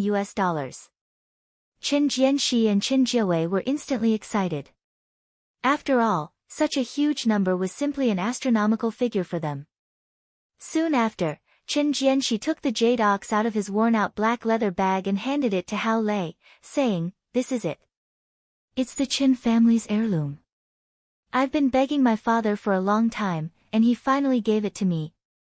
Manager Hao, you can't deceive us.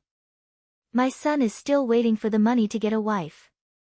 My daughter is still waiting for the money to pay for her tuition. If you don't want to pay so much money, you can pay less."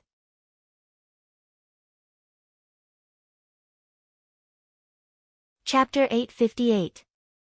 Hao Lei looked at the simple and honest Chen Jianxi, who was a bit perturbed, and comforted him, "Don't worry, Mr. Chen. If the jade bull you brought is one of the zodiac jade carvings we're looking for, we'll pay you $100 million. All right. We'll listen to you." Chen Jianxi calmed down a bit and walked down under Hao Lei's call. However, just as his buttocks sat on the sofa, he bounced up and said with a bit of panic, Sorry. My clothes are too dirty. I don't want to dirty your sofa. I'll make a stool." After saying that, he walked a few steps to the sofa, opened the stool and directly sat on it. Hao Lei was at a loss whether to cry or laugh as she looked at Chen Jianxi.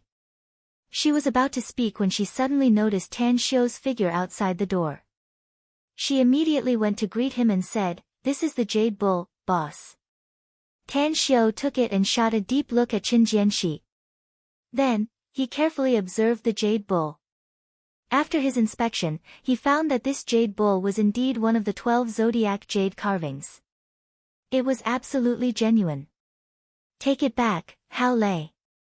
After handing the jade bull to Hao Lei, Tan Xiao strode to Qin Jianxi and said, "If my guess is correct, you're Uncle Qin Jianxi, right? I'm Tan Xiao, the buyer of this zodiac jade carving. I just appraised it, and the jade bull you brought is indeed what I need.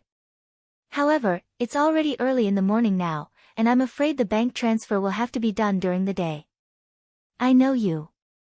You're that amazing divine doctor," asked Qin Jianxi excitedly. You're really willing to buy it?" "I'll buy it." "It's a done deal," said Tan Xiao with a smile. Qin Jianxi excitedly rubbed his hands and said, "Tang. Divine Dr. Tang, $100 million is way too much. Just give us whatever you want. It won't be a problem as long as my son can buy a house and marry a wife, and my daughter can finish college. Uncle Chen, Tan Xiao, am a man of his word." Tan Xiao shook his head. "The $100 million I've promised is absolutely not less than a penny. How about this? Hand over the jade ox to me first. I'll get someone to transfer 690 million yuan to your account now. As for the rest, I'll give you cash. I don't have an account. I only have a passbook." Qin Jianxi scratched his head and said worriedly. At the side, Qin Jiawei pulled Qin Jianxi and whispered, "Brother Jianxi, the account is in the passbook." Tan Xiao smiled slightly. After learning that the two of them had a bumpy journey today, they were a bit hungry, so he accompanied them to eat and drink some wine. After that, he personally sent the two of them to the luxurious VIP room. Before they left, Tan Xiao even asked someone to measure their figures and prepared 2 sets of clothes for each of them according to their sizes. In the luxurious VIP room, Qin Jiawei stepped on the soft carpet and raised his head to look at the soft crystal lamp. After sighing a few times, he ran to the bedroom and the bathroom to check again and finally came to the small balcony. A few minutes later, he was dazzled and returned to the living room. He looked at the silent Jianxi Qin sitting on the sofa and excitedly said, "Brother Jianxi, I've made the right choice to follow you this time." It was luxurious and imposing, just like heaven in his dreams. "I never thought that I would be able to live in such a luxurious house for the rest of my life." Qin Jianxi frowned and didn't speak, but a worried look flashed in his eyes. Qin Jiawei finally noticed Qin Jianxi's abnormality and asked with a confused expression, "What happened to you, Brother Jianxi? Do you think Divine Dr. Tang will renege on his debt after taking the jade ox away?" Qin Jianxi hesitated. Ugh, the expression on Qin Jiawei's face froze. After thinking hard for a long time, he said with a bit of panic, "That's right. Why did he take the jade ox away? If he's a swindler, we'll lose everything. Come on, let's go find him now."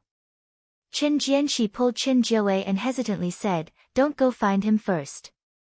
Let's think about it carefully. I don't think Divine Dr. Tang will deceive us." "Who is he?" "He's the famous young divine doctor. His deeds have been reported by many TV stations all over the country. But I'm still a bit worried. How about we give him some money first?" Qin Jiawei nodded.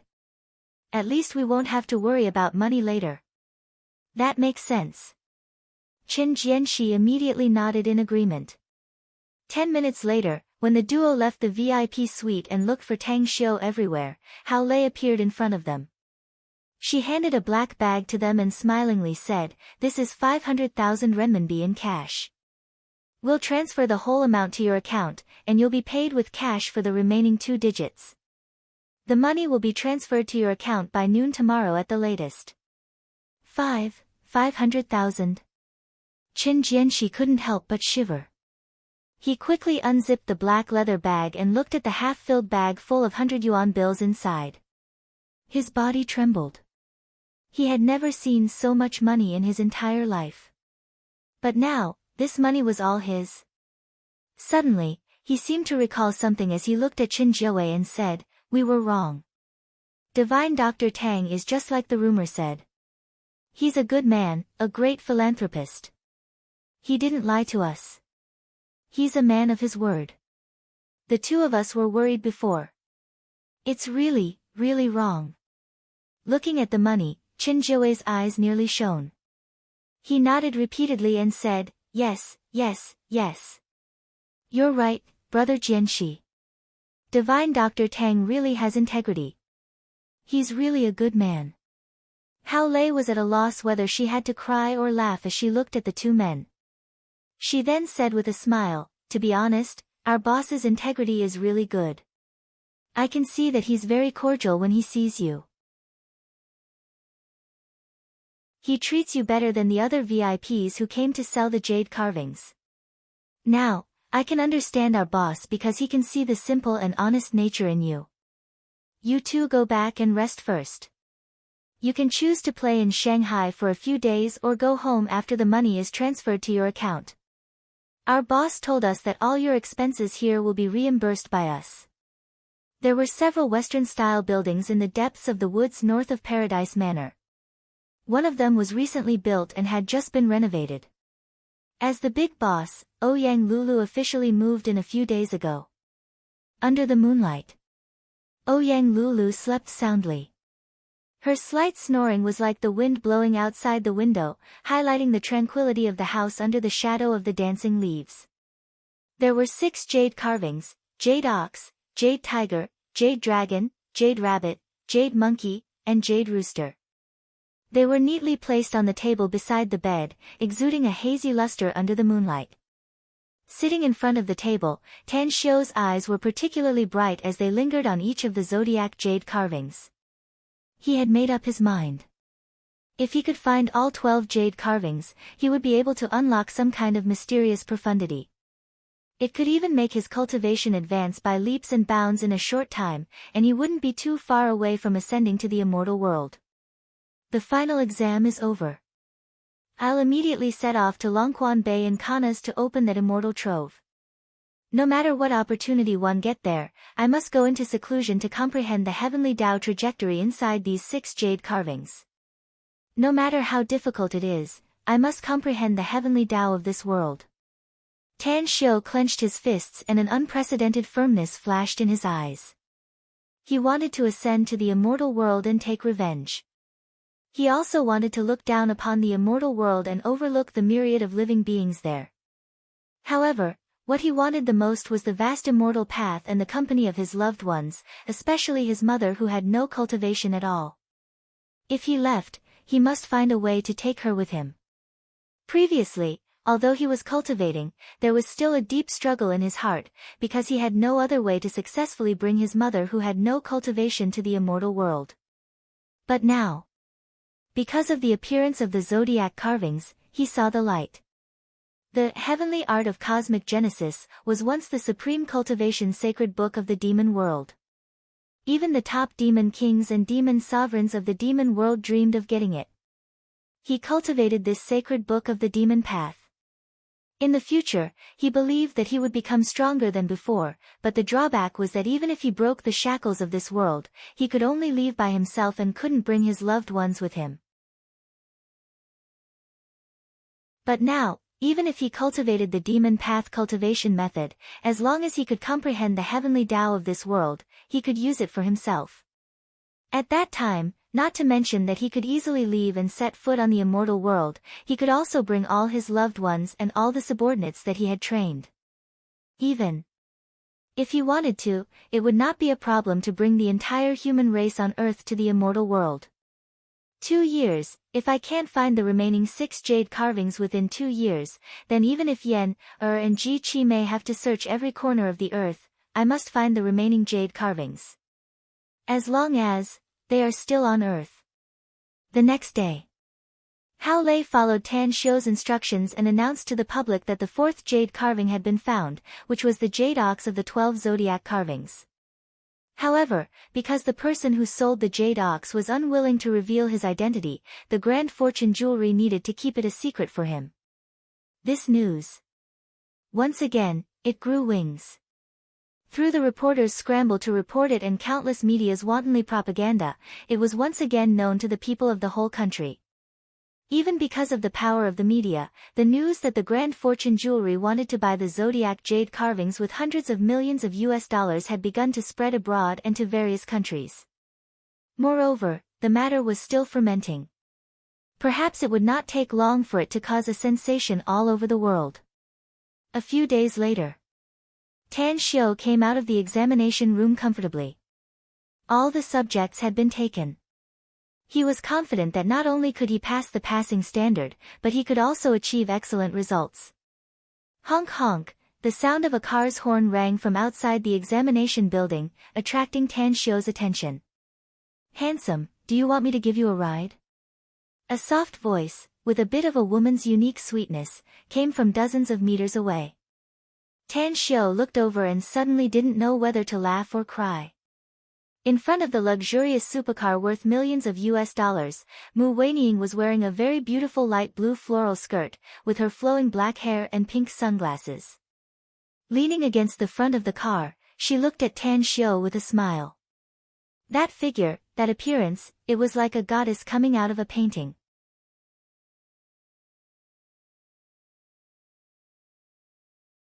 Chapter 859. Tan Xiu's eyes moved away from Mu Weining and looked around. What made him at a loss whether to cry or laugh was that there were many boys and girls around. Even the examinees coming out of the examination building were dazzled by Mu Weining's beauty. "Do you have to be so dazzling, Belle?" Tan Xiu walked forward with a wry smile and shook his head with a sigh. Mu Weining straightened her body and half opened her arms. Her long skirt fluttered and her fragrance filled the air. She then asked with heartfelt laughter, "Don't tell me your girlfriend is dazzling? Isn't that giving you face?" Tan Xiu was attracted by Mu Weining's smile at this moment. Despite his firm mind and being very familiar with Mu Weining, he still felt a strong sense of amazement. After coming back to his senses, he grabbed Mu Weining's smooth wrist and quickly pulled her to the driver's door. He opened the door and pushed her inside. After closing the door, he went to the front seat and sat down, saying, "Let's go." "Give me a reason," said Mu Weining with a smile. Tan Xiu pointed at what she was referring to and grunted, "I'm the only one who can appreciate the most beautiful side of my girlfriend. Other men will feel uncomfortable seeing me. Is this reason good enough?" "Hee hee," Mu Weining giggled again and again. Her bright eyes were so bright that they seemed to be able to drip water. As the car started, she smilingly asked, "Where are we going?" Tan Xiu thought for a while and said, "Since you're dressed up so beautifully today, I'll treat you to a feast. I remember there's a nearby alley selling barbecue skewers. Let's use the sky as our blanket and the ground as our table to enjoy a feast." Pfft, Mu Weining couldn't help but laugh. She rolled her eyes at Tan Xiu with an infinitely charming expression and then said with a smile, "To celebrate the end of your freshman semester, I'll be the one to arrange it today. I'll treat you to a feast. Let's go to Xiulinhua Mansion. Seeing that you're so beautiful and sincere, then let's go to Xiulinhua Mansion." Tan Xiu smilingly said. Ha ha ha, the car and the beauty gradually went away. Countless sorrowful wails came from the onlookers. Some boys even sang "Valentine's Day Without a Lover" loudly to vent the sadness in their hearts. Embroidered Forest Mansion. It was a famous celebrity kitchen in Shanghai. The guests who were able to enjoy the delicacies here were all rich and respectable people. This place was publicly recognized as the most delicious food in Shanghai, but it was also the most expensive place to squander money. "Weining, you seem to be very familiar with this place?" Tan Xiu asked in surprise as he followed Mu Weining into the embroidered Forest Hua Mansion. He watched as she entered the room labeled Emperor's Hall, with familiarity. "I've been here twice." Mu Weining chuckled. Tan Xiu smiled and said, "Rumor has it that the food here is the most expensive place in Shanghai. I didn't expect you to be willing to come here. I've been here twice, but I haven't eaten anything here." Mu Weining shook her head. "The first time was to look for my father, and that was a few years ago. The second time was when I came here with my best friend. In the end, my best friend happened to see her boyfriend meeting another woman here. Ha ha ha, I think your best friend's boyfriend must be very miserable, Tan Xiu said with a smile. Why do you say that? Mu Weining was surprised. Is your best friend's temper very good? Tan Xiu smiled. Not very good. She's just a punching bag. Mu Weining forced a smile. Do you know why I'm still willing to follow you until now, Tan Xiu? Even if I'm not the only woman you have. Ugh, Tan Xiu secretly regretted his big mouth, but he could only bite the bullet and ask, why? A trace of hidden bitterness could be seen in Mu Weining's eyes as she said, love for you is the most important. This kind of feeling can't be replaced by other things or things. Then there's the issue of the environment. As a matter of fact, women's status has been getting higher and higher since the reform and opening up.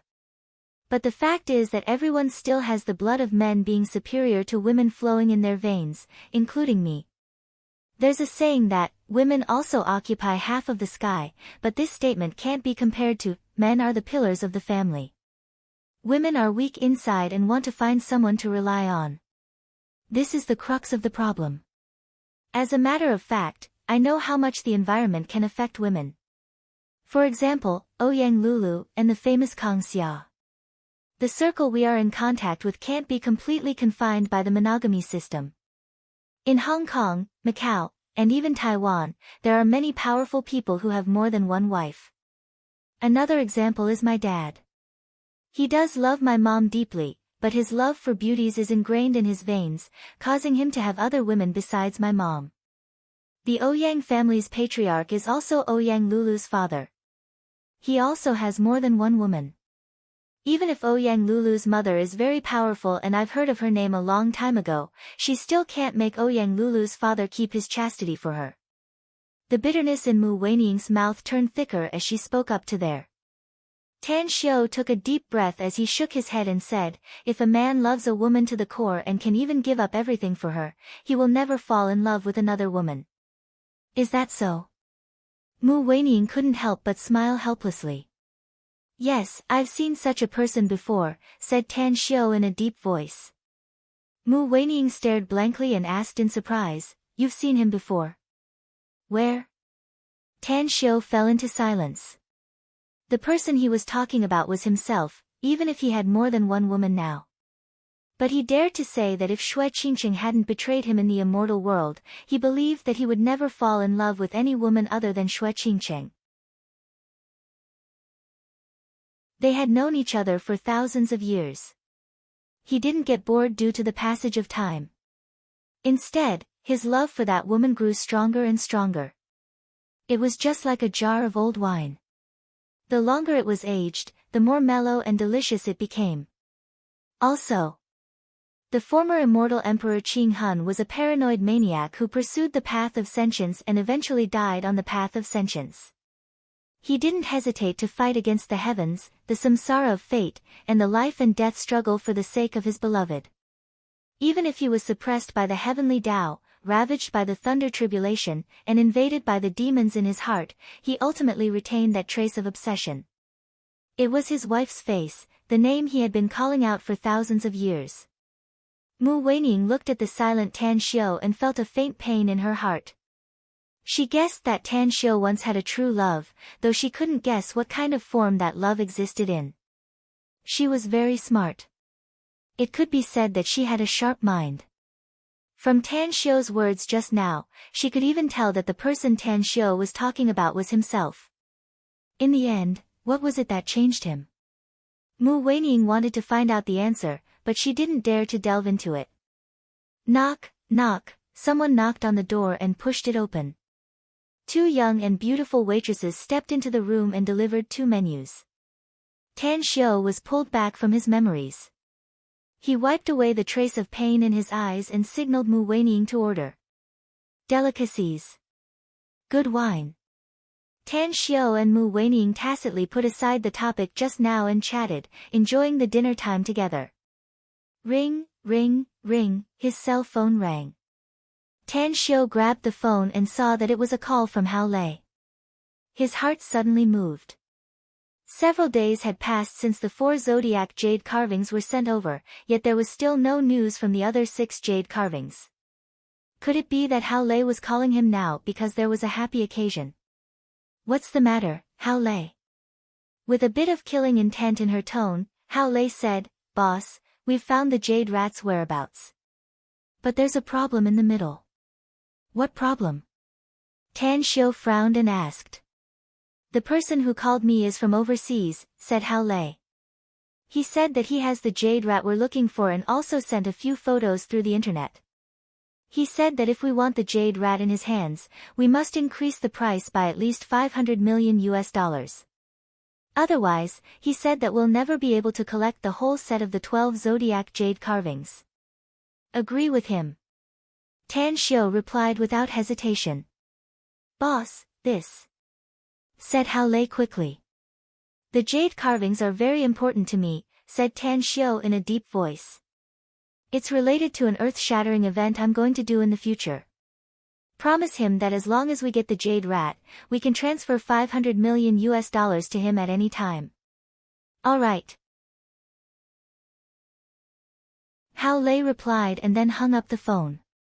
Mu Weining had never asked Tan Xiu why he wanted to collect the zodiac jade carvings. At this moment, after hearing Tan Xiu's words, she finally asked, It's just a jade carving. Is it worth it for you to spend so much money? It's worth it.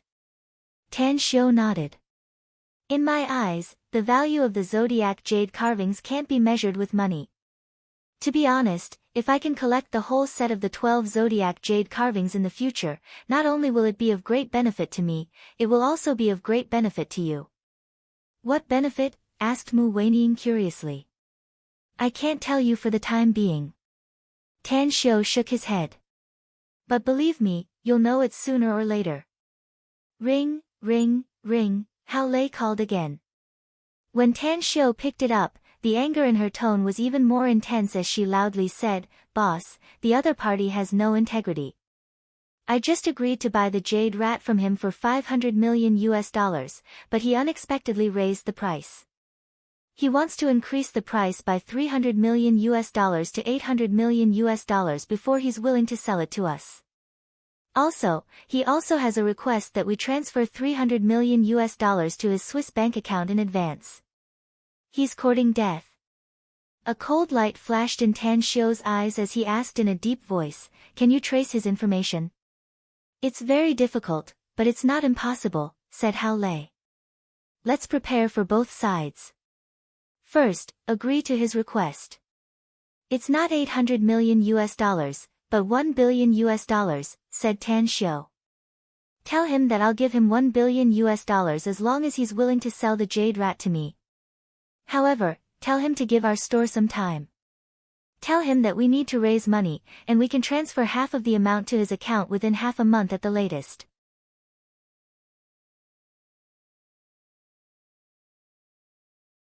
Chapter 860. A wise and farsighted look flashed in Tan Xiu's eyes as he spoke again, Prepare for the second move. Send someone to track the source of the call and be sure to find his location. I'll ask someone else to help track it down later. But as long as he's in the mainland, I hope our people will find him first. Understood. Hao Lei replied concisely and directly hung up the phone. Tan Xiu sat at the dining table. Although his expression was calm, killing intent was surging inside his heart. He didn't like being coerced, nor did he like being played by others. The other party was too greedy, and he secretly decided that as long as he found him, he would absolutely make him regret it.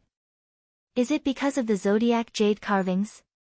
Mu Weining gently put down her chopsticks and asked curiously. That's right. I already know the whereabouts of the jade rat. Tan Xiu nodded and said, but the other party is too greedy. He raised the price and crossed my bottom line. Mu Weining nodded silently. She knew that Tan Xiu was a very easygoing person. He wouldn't have been so angry if the other party hadn't gone too far. Imperial capital. The city made of steel and concrete was a scene of prosperity. It was located in a residential area outside the South Fifth Ring Road, but it was very special. The entire community was heavily guarded with 4 patrol teams patrolling 24 hours a day.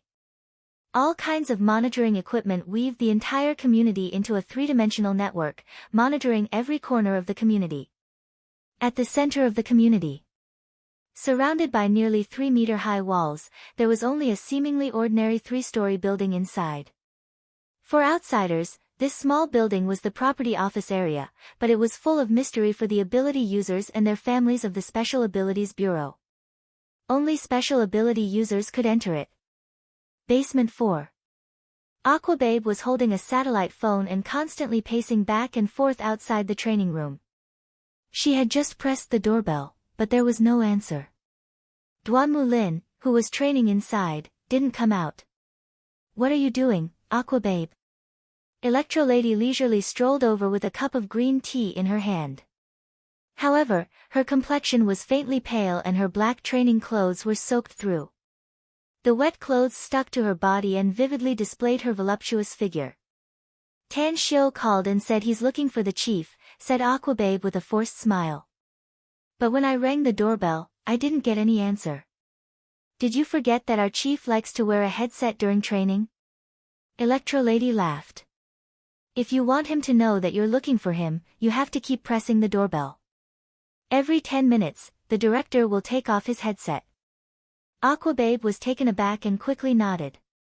Finally, the heavy metal door slowly opened. Duanmu Lin, who was sweating profusely, wiped his wet hair with a white towel and asked, "What's the matter?"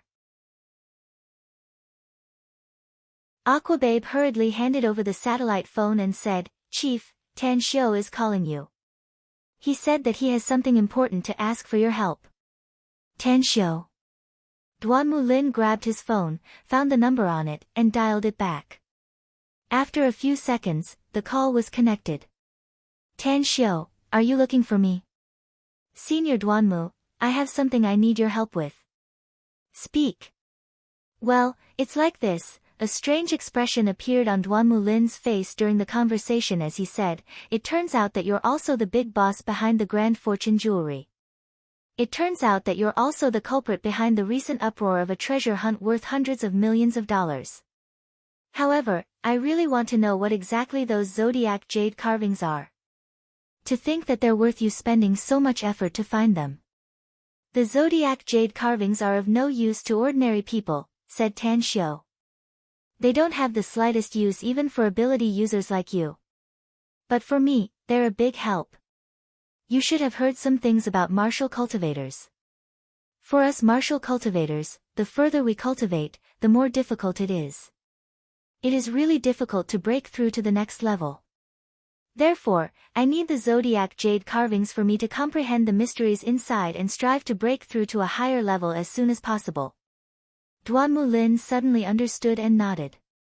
"I've indeed heard about it. All right, I promise you. I'll immediately contact the person in charge of the National Intelligence Department. As long as he's in our country, I'm sure I'll be able to find him soon. But if he's really abroad, I'll need to ask my superiors for instructions. I can activate the Skynet foreign intelligence system if I can get an approval. Thank you, Senior Duanmu. I'll be waiting for your news." After thanking him, Tan Xiu directly hung up the phone. Duanmu Lin threw the satellite phone to Aquababe and quickly issued a series of orders. Macau.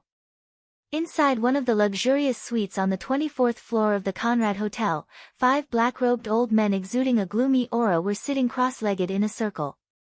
In the middle of them was a small round table with a diameter of 1 meter. The whole table was scarlet red with a lifelike carving of a jade rat. The inside of the table was like surging magma, exuding a blurred luster. Not far away, on the sofa against the wall, a lazy-looking young man with white hair was holding a crystal glass in his hand, swirling the scarlet red wine inside. On the coffee table in front of him, there were 10 mobile phones. 2 of the phones had their batteries removed, and the SIM cards had also been removed. "Will the other party give us $1 billion, young master?" A petite and beautiful woman, who looked about 26 or 27 years old, stood neatly beside the white-haired young man. A thoughtful look flashed in her eyes as she asked softly. The zodiac carvings contain enormous energy. I thought there's only one of them in the world, but I didn't expect there to be 12 of them, sneered the white-haired young man. The behind-the-scenes boss of the Grand Fortune Jewelry has probably found the problem inside the zodiac jade carvings, so he's going to such great lengths to find them. I can't guess why he wants to find the whole set of zodiac jade carvings, but I think it's definitely of great use. They can't find all of them, said the petite woman softly. They're trying their best to find them just to prepare for us. What do you plan to do next? Are you going to Demonic City now and snatch the 6 jade carvings they got? The white-haired young man crooked his finger and the petite woman immediately came to him. She then sat on his lap and pressed her head against his thigh. The white-haired young man stroked her soft long hair, but his eyes were particularly indifferent. Now. There's no hurry. They only got 6 jade carvings now. I need to wait for them to find more jade carvings and then snatch them. Then I don't understand. Why do you want money from them? Asked the petite woman. We're not short of money now, are we? The white-haired young man smiled and said, Who says we're not short of money now? I've spent all my capital to equip that mercenary corps. If we can really get $1 billion, we can temporarily solve our financial problem. We can even get our hands on those 2 water defense missiles. Ring, ring, ring. Suddenly, one of the mobile phones rang. The white-haired young man grabbed the mobile phone and looked at the number displayed on it. A smile appeared on the corner of his mouth as he picked it up and smilingly said, What's up? Has General Manager Howe made a decision? $1 billion. Give us some time to prepare. But I seriously doubt that you have no sincerity in cooperating with us at all. Hao Lei's angry voice came out of the phone. No sincerity. The white-haired young man sneered. What does it have to do with you whether I'm sincere or not? I have the jade rat you want in my hand, so you must listen to me. Else, I'll directly put the jade rat away and disappear. I'm afraid you can forget about collecting the 12 zodiac jade carvings for the rest of your life. 3 days. I'll only give you 3 days. If I don't see the money within 3 days, just forget that I've never contacted you. Wait a minute. Hao Lei called out, Our Grand Fortune Jewelry is rich, but we spent a lot of money to buy 2 big jade raw materials some time ago. We don't have that much money now. The 3 days you gave me is too short. I need to find a way to raise the money. I need time. The white-haired young man was silent for a moment and resolutely said, 5 days. I'll give you 2 more days. Don't bargain with me anymore. If you haven't transferred the deposit to my account within 5 days, we'll have no more business with each other. All right. Hao Lei replied and then said, But I don't trust you. So I want to see if the jade rat is what we need. The white-haired young man sneered, Don't worry. Since I want to earn this money, I'll naturally satisfy some of your wishes. Wait for me for 10 minutes. I'll let you see the jade rat through an online video call 10 minutes later. It's a deal.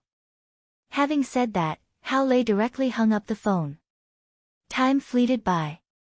2 days passed in the blink of an eye. Aside from the jade rat, Tan Xiu, who was in Shanghai, still had no news about the other 5 zodiac jade carvings. For the sake of the jade carvings, Tan Xiu gave up the idea of immediately rushing to Longquan Bay in Kanas and quietly waited for the news. In these 2 days, he had declined a lot of invitations from people, as well as a lot of unimportant matters. Except when Hao Lei was not with him, he would put away his mobile phone. Other times, he would glance at it from time to time, hoping to get the information he wanted to know as soon as possible. Ring, ring, ring. Just when Tan Xiu was a bit impatient from waiting, he received a call from Duanmu Lin. After the call was connected, he hurriedly asked, Senior Duanmu, how's the investigation on your side? Macau, Conrad Hotel, said Duanmu Lin. We haven't found any other information yet, but I believe it won't be long. Macau. Tan Xiao abruptly got up, quickly put on his coat and rushed outside. Since he had found the hiding place of the other party, he needed to go there himself. Other things were not important at the moment, but the jade rat. Oh, are there any of our people in Macau?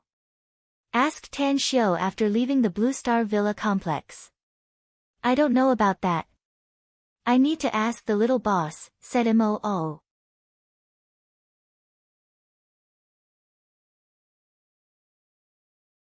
Chapter 861.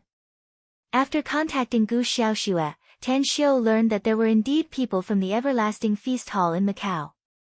To be precise, it was a branch of the Everlasting Feast Hall that had recently opened in Macau. It was Hu Jiwu. He was the general manager of the Everlasting Feast Hall's branch in Macau and the person in charge of the intelligence network in Macau. He was only in his early 30s, yet he had done several sensational things in the mercenary and assassin world.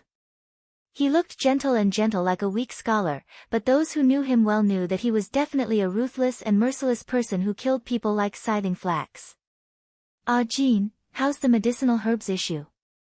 Inside the branch office, Hu Jiwu stood in front of the floor-to-ceiling window with a solemn expression and asked a young man with his back facing him. The young man looked to be in his late 20s with a protruding mouth and monkey cheeks. His eyes gleamed with shrewdness.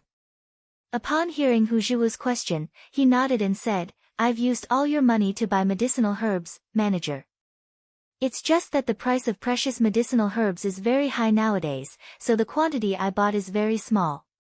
Hu Jiwu nodded and said, no matter how many there are, send them to Jingmen Island as soon as possible.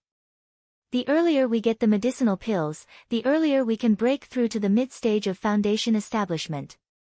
Understood. The young man hurriedly nodded and complied. Ring, ring, ring, 2 mobile phones were placed on the table, and one of them suddenly rang. Hu Jiwu stared blankly and his complexion suddenly changed. He had 2 mobile phone numbers. The other one was his private number, and the one that rang was the Everlasting Feast Hall's mission number. Every time this phone rang, it meant that there was an important mission. After the call was connected, Hu Jiwu said in a deep voice, Hu Jiwu speaking. I'm Tan Xiao. Tan Xiao's voice came out of the phone.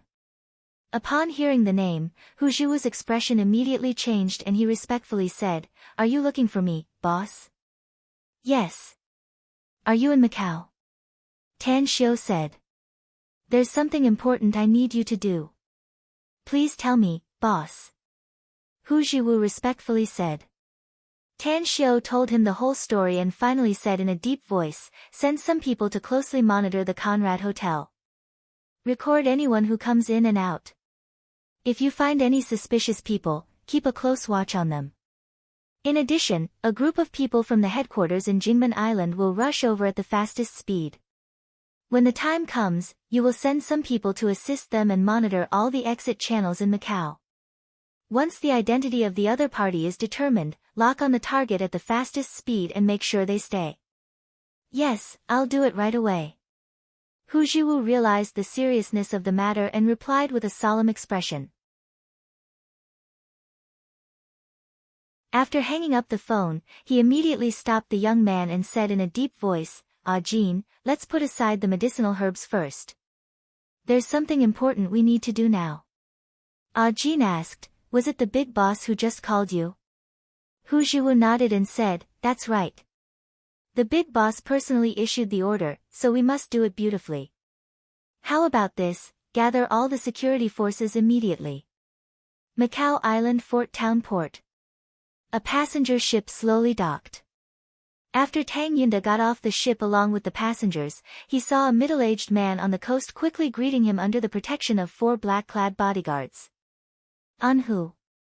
The smile on Tang Yunda's face was very wide.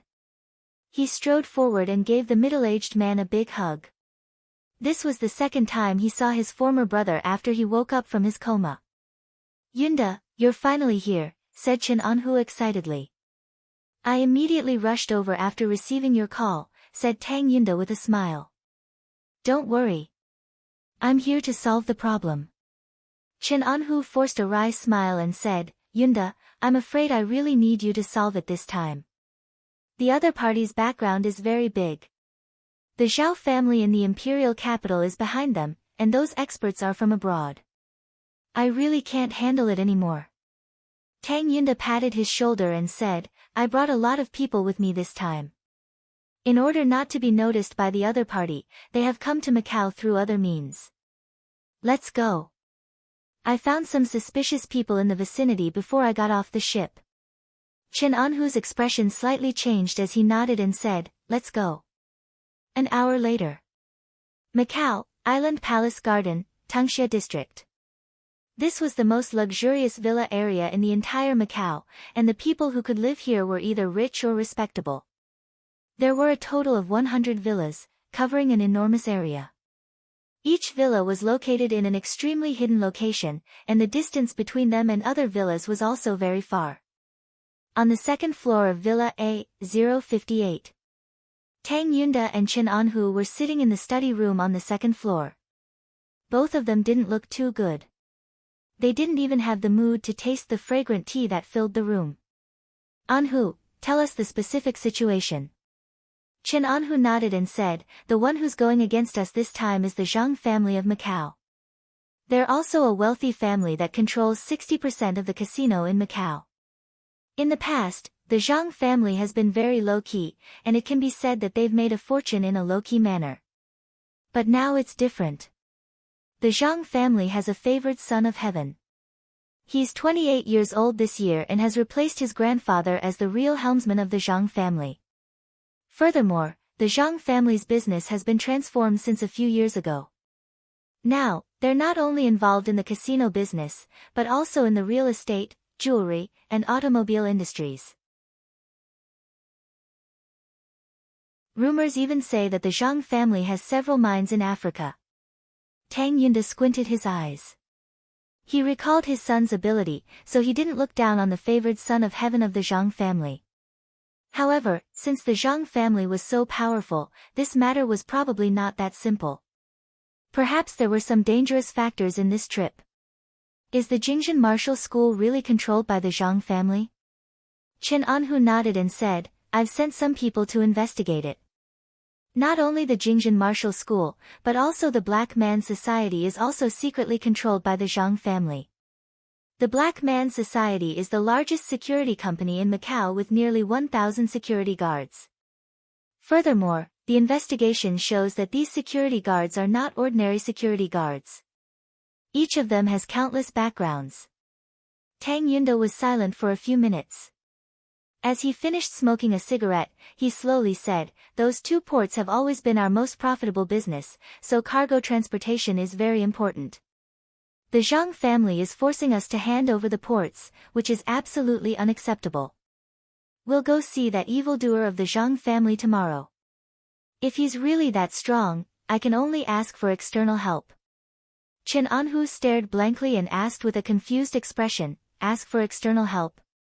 What do you mean? Tang Yunda forced a smile and said, I'm looking for help. Chen Anhu suddenly understood and nodded. If the Tang family comes forward, we can suppress the Zhangs. I believe the Zhangs won't dare to go against your Tang family for the sake of those two ports. Tang Yunda shook his head and said, it's not the Tang family. It's my son. Chen Anhu was dumbfounded. He was at a loss whether he had to cry or laugh as he said, Brother Yunda, you want to ask your son for help? Are you kidding me? Even if his business in the mainland is very good, he can't extend his hand to Macau, can he? I know my son, said Tang Yunda. Even if we can't solve it, he can easily do it. Chen Anhu shook his head and let out a noncommittal smile. He had heard from Tang Yunda that Tan Xiu had founded the magnificent Tang Corporation with his own ability at a young age. Now, the entire magnificent Tang Corporation had developed rapidly and was catching up with those large domestic enterprises. However, it was likely that the Tang family wouldn't be able to extend their hands to Macau. Tang Xiu alone wouldn't be able to do so. Late at night. In a presidential suite on the 24th floor of the Conrad Hotel, a white-haired young man was sleeping soundly on the big bed with two blonde foreign girls in his arms. In the living room outside the bedroom, 5 black-robed old men were sitting cross-legged around a small round table like old monks in meditation. However, the jade rat on the small round table was nowhere to be seen. Inside the large floor-to-ceiling window, a petite woman was observing the situation near the hotel through a gap in the curtains with binoculars. 10 minutes ago, she had found some suspicious people near the hotel. After 10 minutes of observation, she became more and more certain that those people were very suspicious. Kitty, being too suspicious will make you very tired. If you want to live safely, the most important thing is to have your own strength. If you have the time to observe the outside, you might as well go back to your room and cultivate. A black-robed old man sitting cross-legged suddenly opened his eyes and said. The petite woman turned around, put down the binoculars and said, "No matter how strong I am, I can't guarantee young master's safety if I can't detect the danger in time. Besides, you're here. Even if I'm very weak, I can still make you prepare for defense as long as I can detect the danger in advance." The black-robed old man shook his head. The 5 of them had raised this child, so they naturally knew what she was thinking. Even if their young master was fond of beauties and often fooled around, she still put her heart on him. She even stubbornly believed that she could become their young master's woman one day. What a pity. The 5 of them were perfectly aware that unless their young master could become the ruler of the Darkness clan, he must never fall in love with any woman, let alone marry any woman. Go back to your room and rest. The black-robed old man closed his eyes again and slowly said. The petite woman shook her head and said, "There's a situation near the hotel. I must monitor it." The black-robed old man opened his eyes again and said with a frown, "You said there's a situation near the hotel? What situation?" The petite woman said, 10 minutes ago, I used the binoculars to observe and found a few suspicious people. After 10 minutes of observation, I found at least 6 people near the hotel without any target or anything. They are like intelligence agents, monitoring everyone going in and out of the hotel. One of them was even hiding in the car, as if he was recording something. The black-robed old man floated up and quickly came to the window, looking outside through the curtain gap. His eyes flickered as he calmly observed for a few minutes. Then, he indifferently said, "Go wake up the young master. We'll move immediately." The petite woman whispered, "Young master hates it when people disturb him while he's sleeping. Besides, those people's target may not be us. Why don't we wait and see?"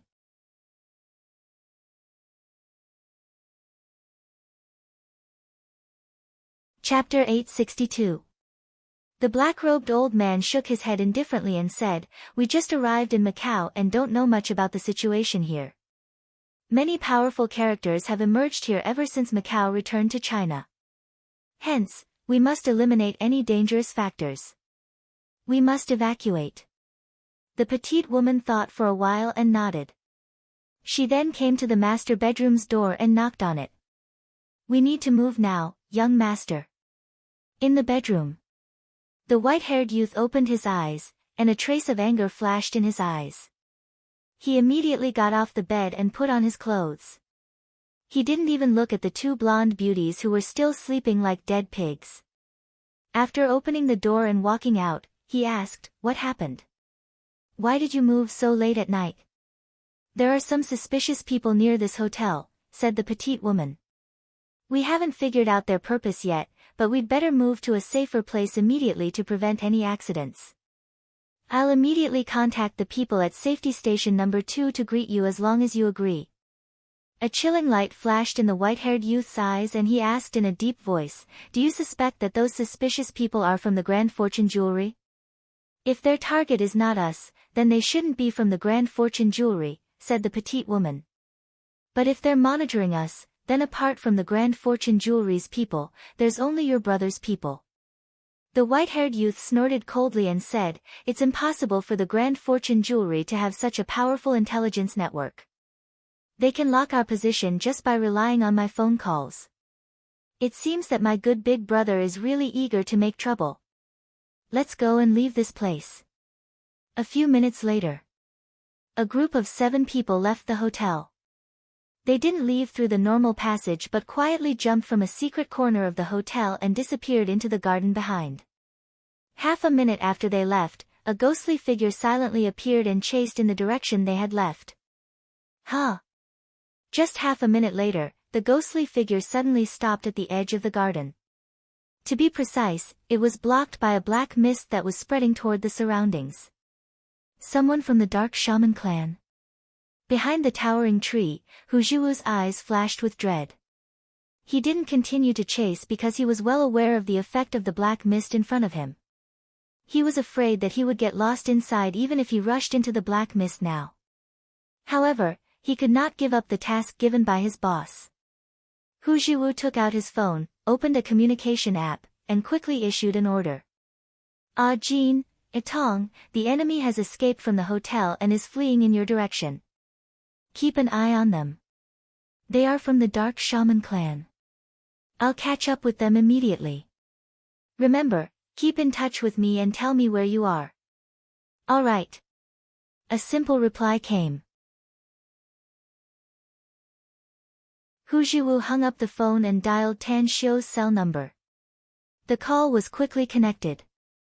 Before Tan Xiu could speak, Hu Jiwu immediately said, "Boss, I have a new situation to report." "Speak." Tan Xiu's voice came from the phone. "We've been monitoring the Conrad Hotel as per your order," said Hu Jiwu. "But a few minutes ago, a group of 7 people secretly left from the back of the hotel. After I discovered them, I was tracking them, but I was blocked by a black fog. I suspect they're from the Dark Shaman clan." "What kind of clan is the Dark Shaman clan?" asked Tan Xiu. "There's some information about the Dark Shaman clan in our Everlasting Feast Hall's archives," said Hu Jiwu.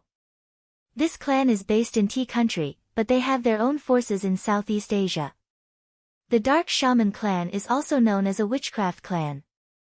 It's somewhat similar to the dark witchcraft in Europe, but it's not exactly the same.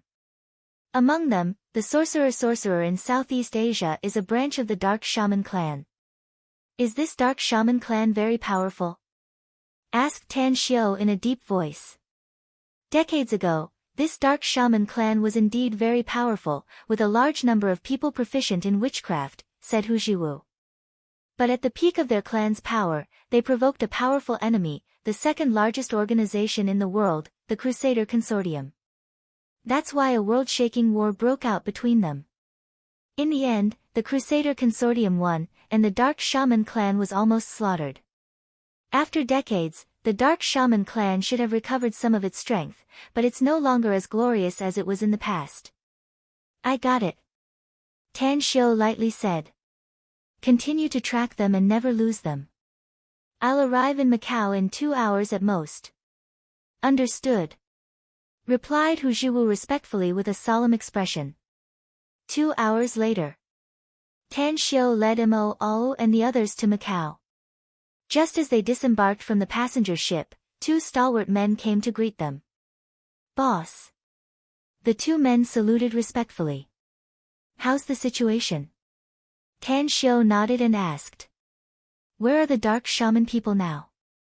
One of them answered, "They're in a farmhouse in Donglong Slope. Captain Hu has taken some men to seal off the place and is waiting for you, boss." "Let's go," said Tan Xiu. Donglong Slope, Fishing Village Farmhouse. Inside a dimly lit house, a white-haired youth's face was frosty and his eyes gleamed with hostility. Behind him, apart from the 5 silent black-robed old men, there was only the petite woman. Creak, the door was pushed open and a skinny middle-aged man entered. He quickly closed the door from the inside and reported in a low voice, "Young master, it has been confirmed that the other party has a total of 6 people scattered around the farmhouse. But... I don't like people who stutter. Continue." The white-haired youth coldly snorted. "Understood." The skinny middle-aged man said, "But I suspect that the other party has more than 6 people. Further, I can tell from their movements that they are experts, at least not worse than ordinary martial arts grandmasters." The white-haired youth's pupils shrunk and he incredulously said, 6 experts who are not worse than martial arts grandmasters." Is this the number on the surface? The skinny middle-aged man nodded and said, "That's right. They are very fast and very vigilant. I deliberately sent some people to patrol outside, but they can easily avoid them. When the patrols I sent out leave, they will silently appear again." The white-haired youth clenched his fists and said in a heavy tone, "My good big brother really thinks highly of me." He didn't hesitate to pay such a huge price to find so many experts just for the true witchcraft scripture and the heritage pearl in my hands.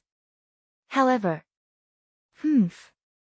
it's just that he didn't expect me to impart the true solution of witchcraft to all of you 8 years ago, causing your strength to increase greatly. Not to mention 6 martial Tao masters, even if there were 60 of them, they would be able to kill all of them here. The petite woman quickly asked, "Young master, what should we do next? Go out and kill them now? Or?" The white-haired youth was silent for more than 10 seconds. As the killing intent in his eyes slowly faded away, he shook his head and said, "Now is not the time to shed all pretense of cordiality with him. I need to make a deal with the Grand Fortune Jewelry first. At the very least, he had to get the first sum of money first before dealing with these people. Come on, let's leave this place and go to the 3rd safety station." The skinny middle-aged man hurriedly asked, "Young master, what about the people outside?" The white-haired young man narrowed his eyes and sized him up before asking, "Do the people you've trained outside know about your identity?" The skinny middle-aged man shook his head and said, "They don't know." The white-haired youth said coldly, "Since they don't know, then let them stay here to attract the attention of those people. Keep in mind that I gave you your life, so you must be absolutely loyal to me. You know the consequences if you lie to me on this matter. I can assure you that those people I've trained outside really don't know my true identity," said the skinny middle-aged man hurriedly. "They're just tools I've trained to amass wealth." The white-haired youth nodded and said, "Lead the way." "Please follow me, young master," said the skinny middle-aged man hurriedly. Shortly after, they passed through 2 secret doors inside under the guidance of the skinny middle-aged man and entered a room with sundries. A pair of scissors in the pile of sundries was slowly turned and a hole suddenly appeared on the dirty and messy wall. As time passed by, the hole became bigger and bigger and eventually formed a door. "Young master, go down the rope. There's an underground passage 5 meters down there. We can leave the Nongjia house through this underground passage and appear on the side of the underground river nearby," said the skinny middle-aged man in a low voice. "Let's go." The white-haired youth made a gesture to the petite woman, who immediately grabbed the rope and quickly went down. In just a short while, all 8 of them went down. The cracked wall also slowly closed after they all went down. It was impossible to see any clues from the outside. At the periphery of the Agricola, Hu Jiwu never thought that there would be an underground passage here. He had brought more than a dozen experts of the everlasting feast hall, yet none of them had left. Time fleeted by. When 4 black SUVs came from a distance and stopped at the entrance of the Agricola, dozens of stalwart men rushed out of the manor. Each and every one of them looked extremely fierce with knives and sticks in their hands. The burly man, who was the leader, glared at Tang Xiu and the others who came down from the car like a tiger watching its prey. "Boss!" Hu Jiwu, along with Ah Jin, appeared in front of Tan Xiu and respectfully greeted him. "Where are they?" asked Tan Xiu. "Are they inside?" Hu Jiwu asked. "We tracked them all the way here." The group of 7 people entered a row of houses inside the Agricola. "We've guarded the entire Agricola, but they haven't left yet."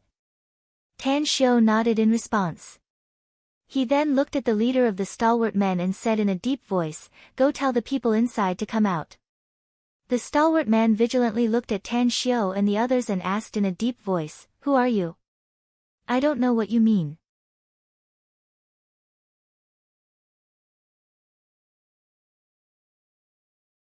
Chapter 863. There's no need to hide anymore.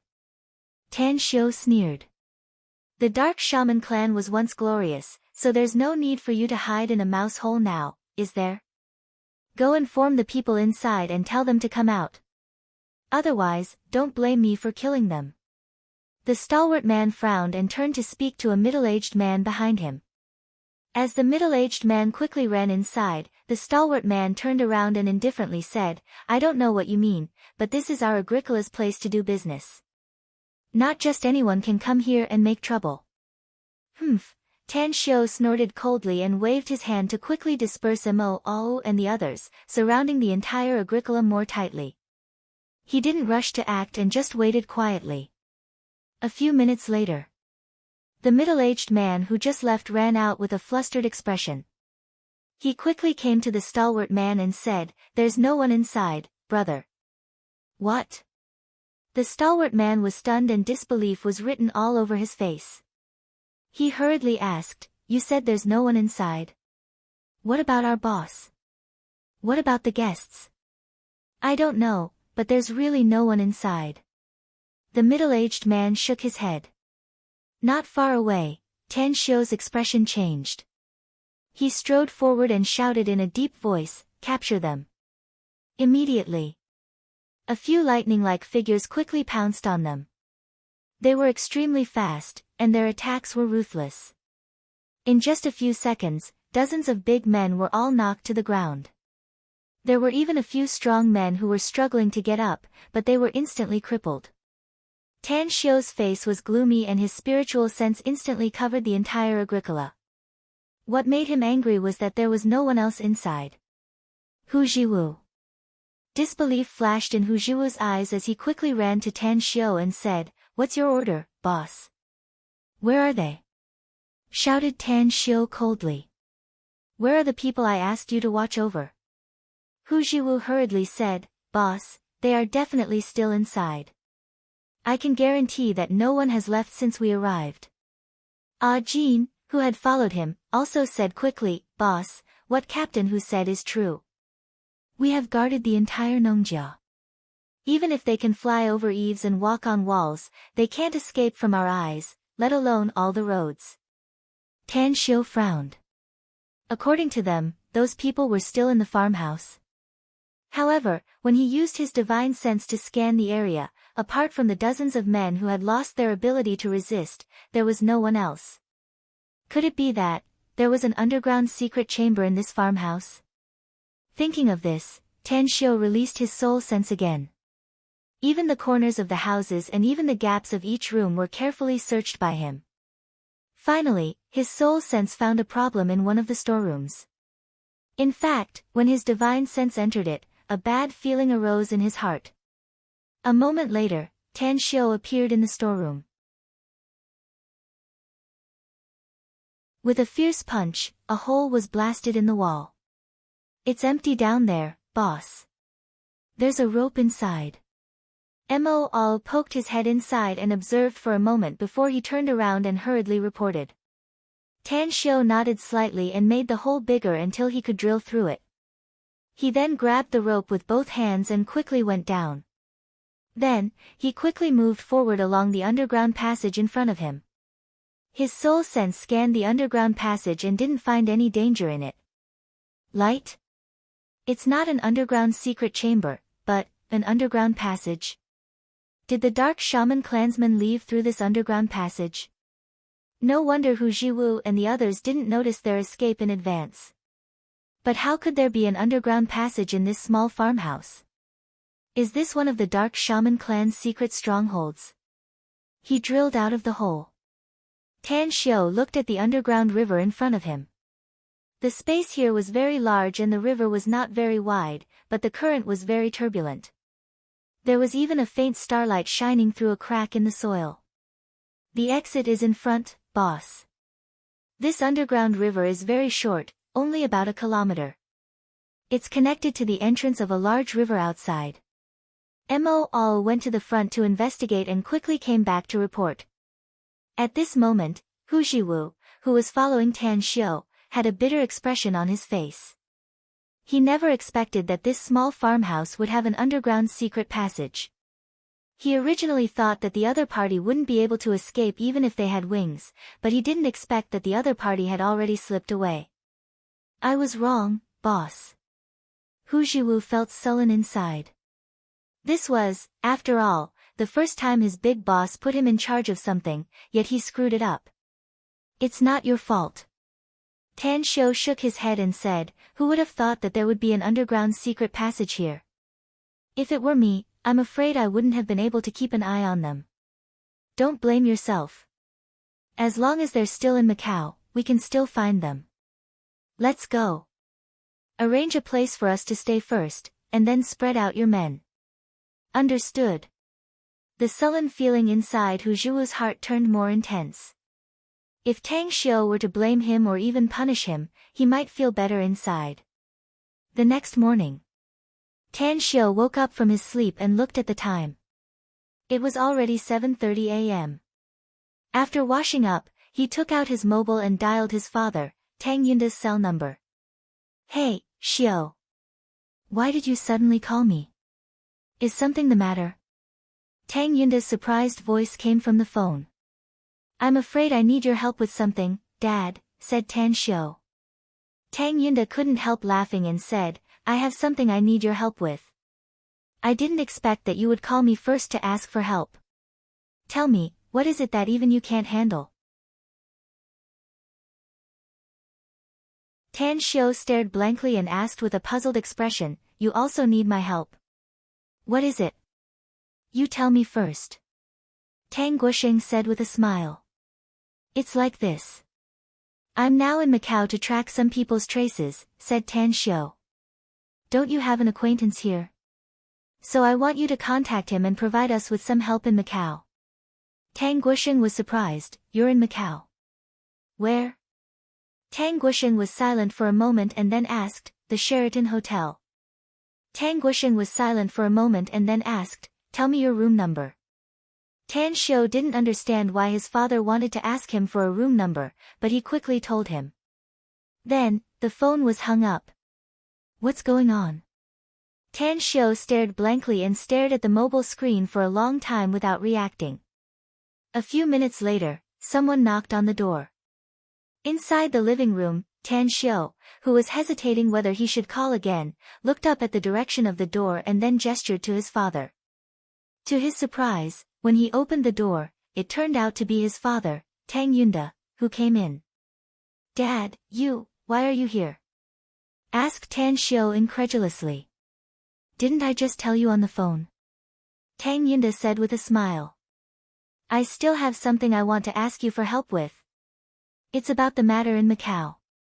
I didn't expect that you would also come here. Tell me, who are the people you want to track? What's their origin? We haven't figured out their real identity yet, but they should be people from the Dark Shaman clan in Tea Country, said Tan Xiu. That's right, my men took a picture of them last night. The photos will be sent to you soon. It shouldn't be a problem to find them as long as they have the photos. Tang Yunda nodded. They're not ordinary people, Dad, said Tan Xiu cautiously. I know about the Dark Shaman clan and know that they have witchcraft heritage. They're a very mysterious and special kind of people. You must warn them when you send someone to look for them.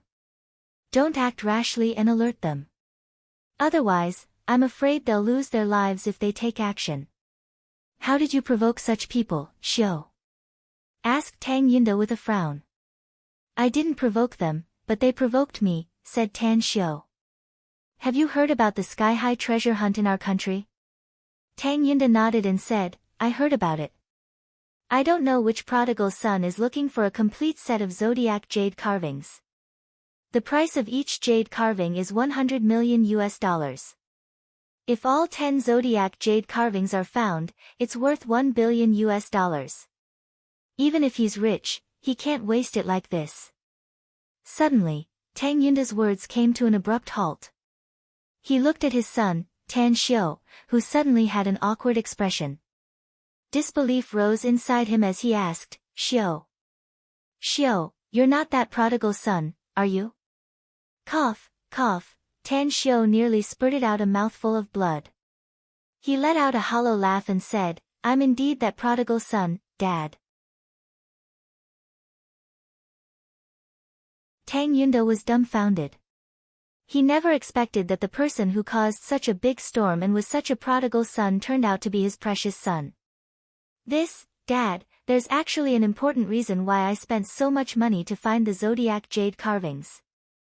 Tan Xiu let out a hollow laugh. You know I'm a cultivator, and the zodiac jade carvings are the most precious treasures in my eyes. They're related to a big plan of mine in the future. They'll even be of great help to my cultivation. In the eyes of cultivators, what they want the most is immortal fate.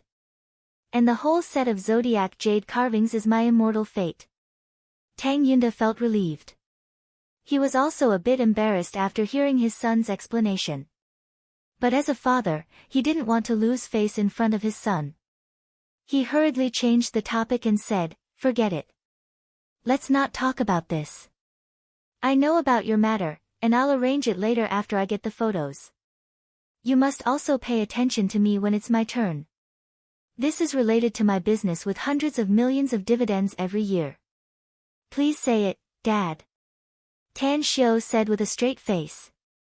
Tang Yunda thought for a while and suddenly said, "Forget it. I'll solve it myself first. If I can't solve it in the end, I'll let you find another way. Your matter is more important, so you should solve your own matter first." "All right." Tan Xiu nodded and said, "Since you don't want to tell me now, then I won't be in a hurry to ask. That jade rat is indeed very important to me. I must find it no matter how much it costs and no matter how difficult it is. If you need me, just tell me at any time."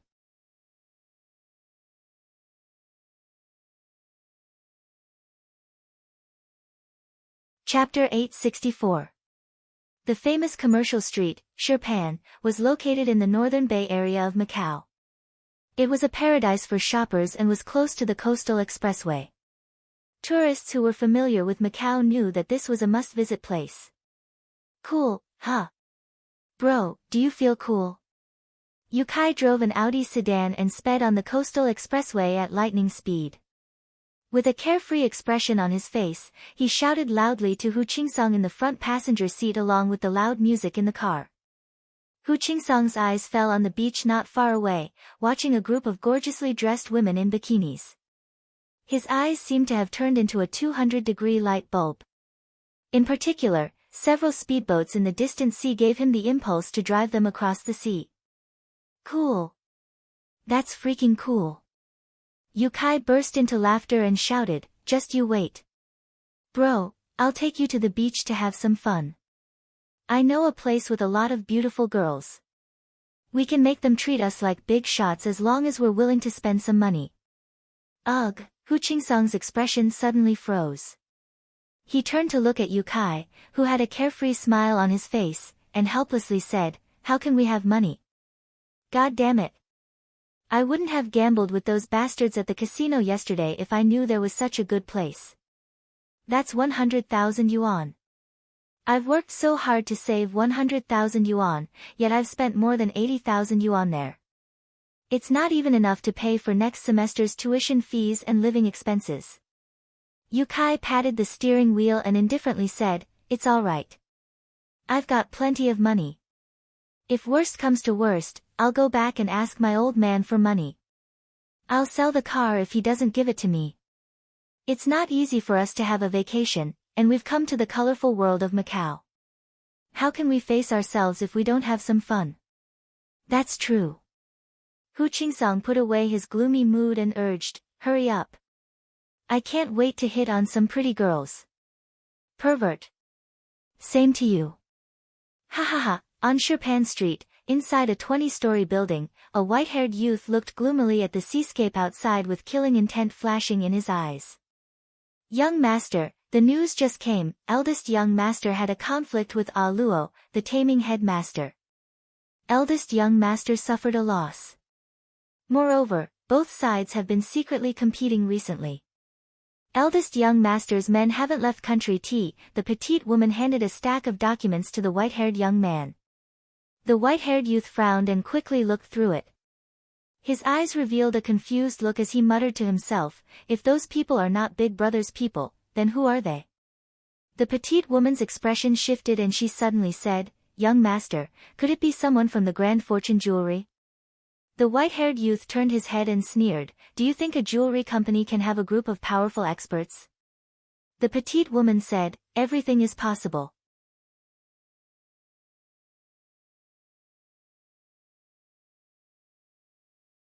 The white-haired youth squinted his eyes and coldly asked, you mean, the people looking for the zodiac jade carvings are likely to be cultivators of China? There's a terrifying energy inside the jade rat, said the black-robed old man. We've always tried our best, but we can only barely absorb a little bit of it. Perhaps the existence of the zodiac jade carvings was discovered by the cultivators of China, so they spent a lot of money to look for them everywhere. No wonder those people could easily find our hotel yesterday, snorted the white-haired youth coldly. No wonder they could follow us all the way to the number 2 safety station. Money is a good thing, but if they're really cultivators of China, we can only forget about the deal and return to tea country. The black-robed old man shook his head and said, if they're really cultivators, they'll find us even if we leave. I'm sure our photos are already in their hands. The white-haired youth opened his mouth and was about to speak, but the petite woman beside him suddenly had a slight change in expression and quickly said, I'm afraid we're in trouble, young master. What's the situation? Asked the white-haired youth. The petite woman pointed to the ground outside the French window and quickly said, I saw the same group of people pass by here 3 times in 2 hours. It's obvious that they're looking for someone. These people are not the ones who monitored and followed us yesterday. They look like ordinary people, but they're likely to be the ones looking for us. That's impossible. The white-haired youth coldly snorted. Even if those people are very powerful in China, they can't stretch their hands to Macau, can they? No, it's very easy. The petite woman shook her head. Now, Macau is also part of China's territory. The white-haired youth thought for a while and quickly took out a mobile phone and dialed Hao Lei's number. However, a male voice came out of the phone after the call was connected. I'm glad you called me again. The white-haired youth's expression slightly changed and asked in a deep voice, who are you? It doesn't matter who I am. Tan Xiu smilingly said, what's important is that your dark shaman clan is really bold and greedy. To be honest, you should be glad that there aren't many of my men operating in Macau for the time being, and it's not my territory either. Otherwise, you would have already knelt in front of me and begged for mercy. The white-haired youth's heart skipped a beat. He didn't expect that the other party knew his true identity. Who the hell are you? Don't worry. You want to play a game of cat and mouse with me, then I'll accompany you to the end, said Tan Xiu. The Dark Shaman Clan, huh?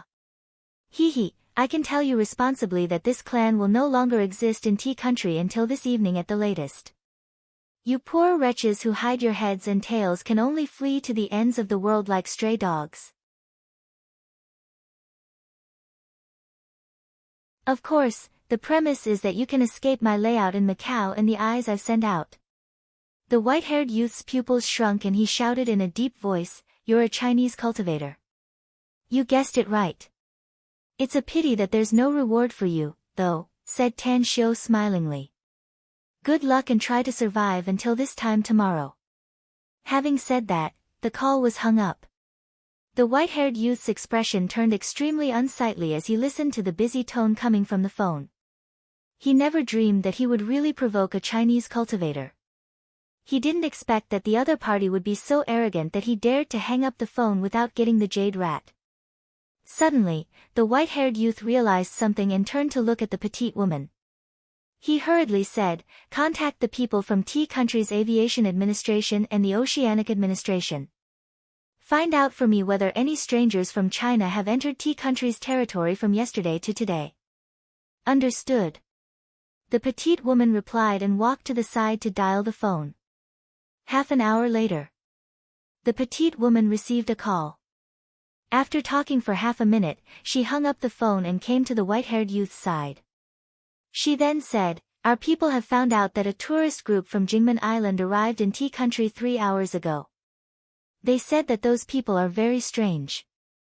They don't look like ordinary tourists, but more like soldiers or bodyguards. Also, some people in Tea Country were secretly monitoring them, but they didn't track them for long before they lost track of them. The white-haired youth trembled and hurriedly asked, how many people did they have? Not many, only about 20 people, answered the petite woman. More than 20 people.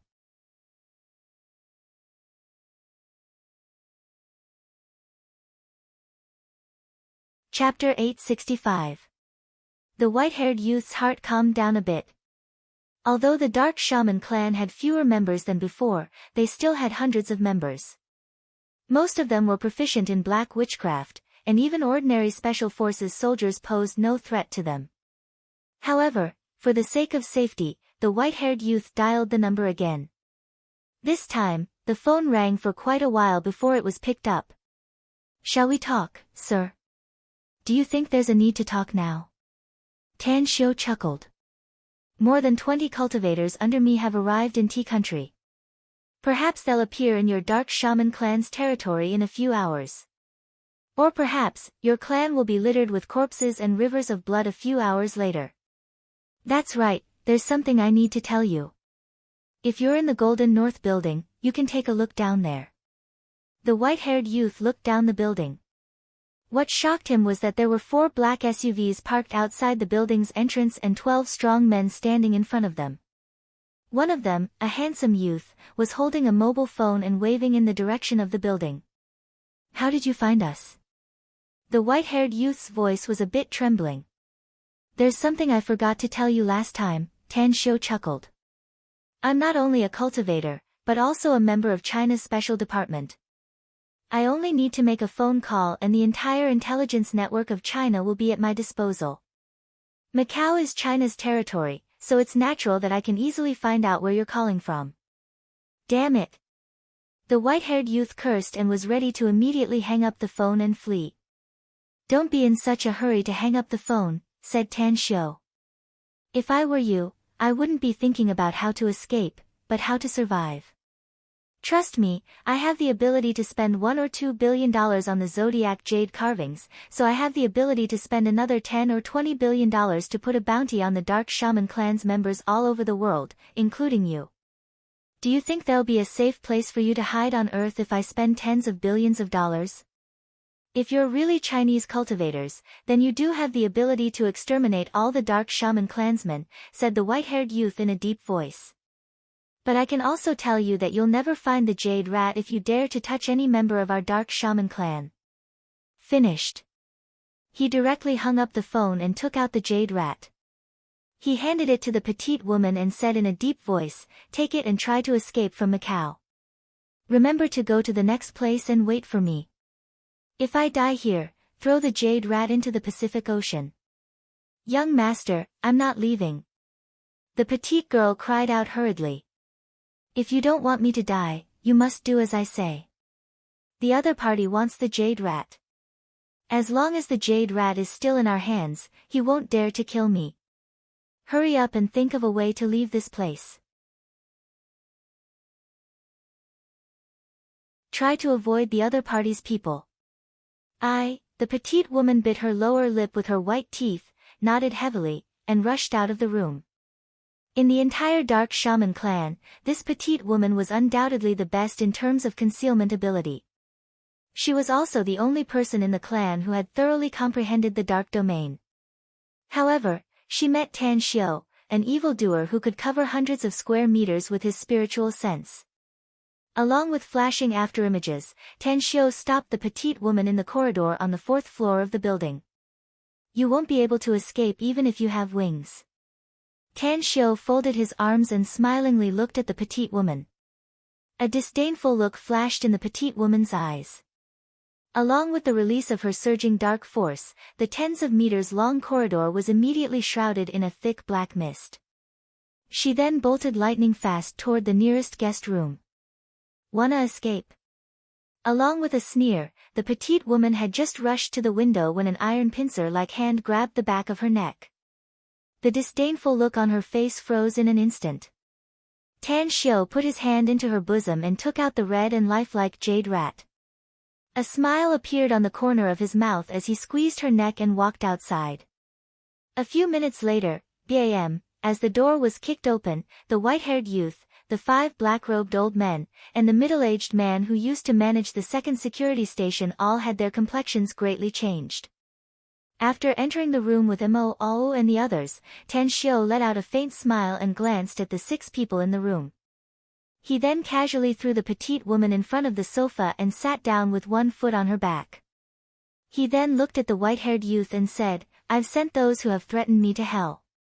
You dare to threaten me with the jade rat? You're really courting death." The white-haired youth's complexion turned ghastly pale. He looked at Tan Xiu and the others, and for the first time, a strong sense of regret was born in his heart. He was well aware of the petite woman's means of escape, yet she failed to escape and was captured by the other party. This showed that the other party was absolutely terrifying to the point that he had to look up to them. The white-haired youth took a deep breath and said in a deep voice, "I still have the capital to talk to you." Tan Xiu grinned and said, "Your words have piqued my interest. Tell me, what capital do you have to escape death?" "The Jade Pig," said the white-haired youth in a deep voice. "I know the whereabouts of the Jade Pig." "The Jade Pig?" Tan Xiu's expression slightly changed. His eyes turned into sharp arrows that pierced the white-haired youth's eyes. The white-haired youth subconsciously closed his eyes. "Tell me, where's the Jade Pig?" asked Tan Xiu in a deep voice.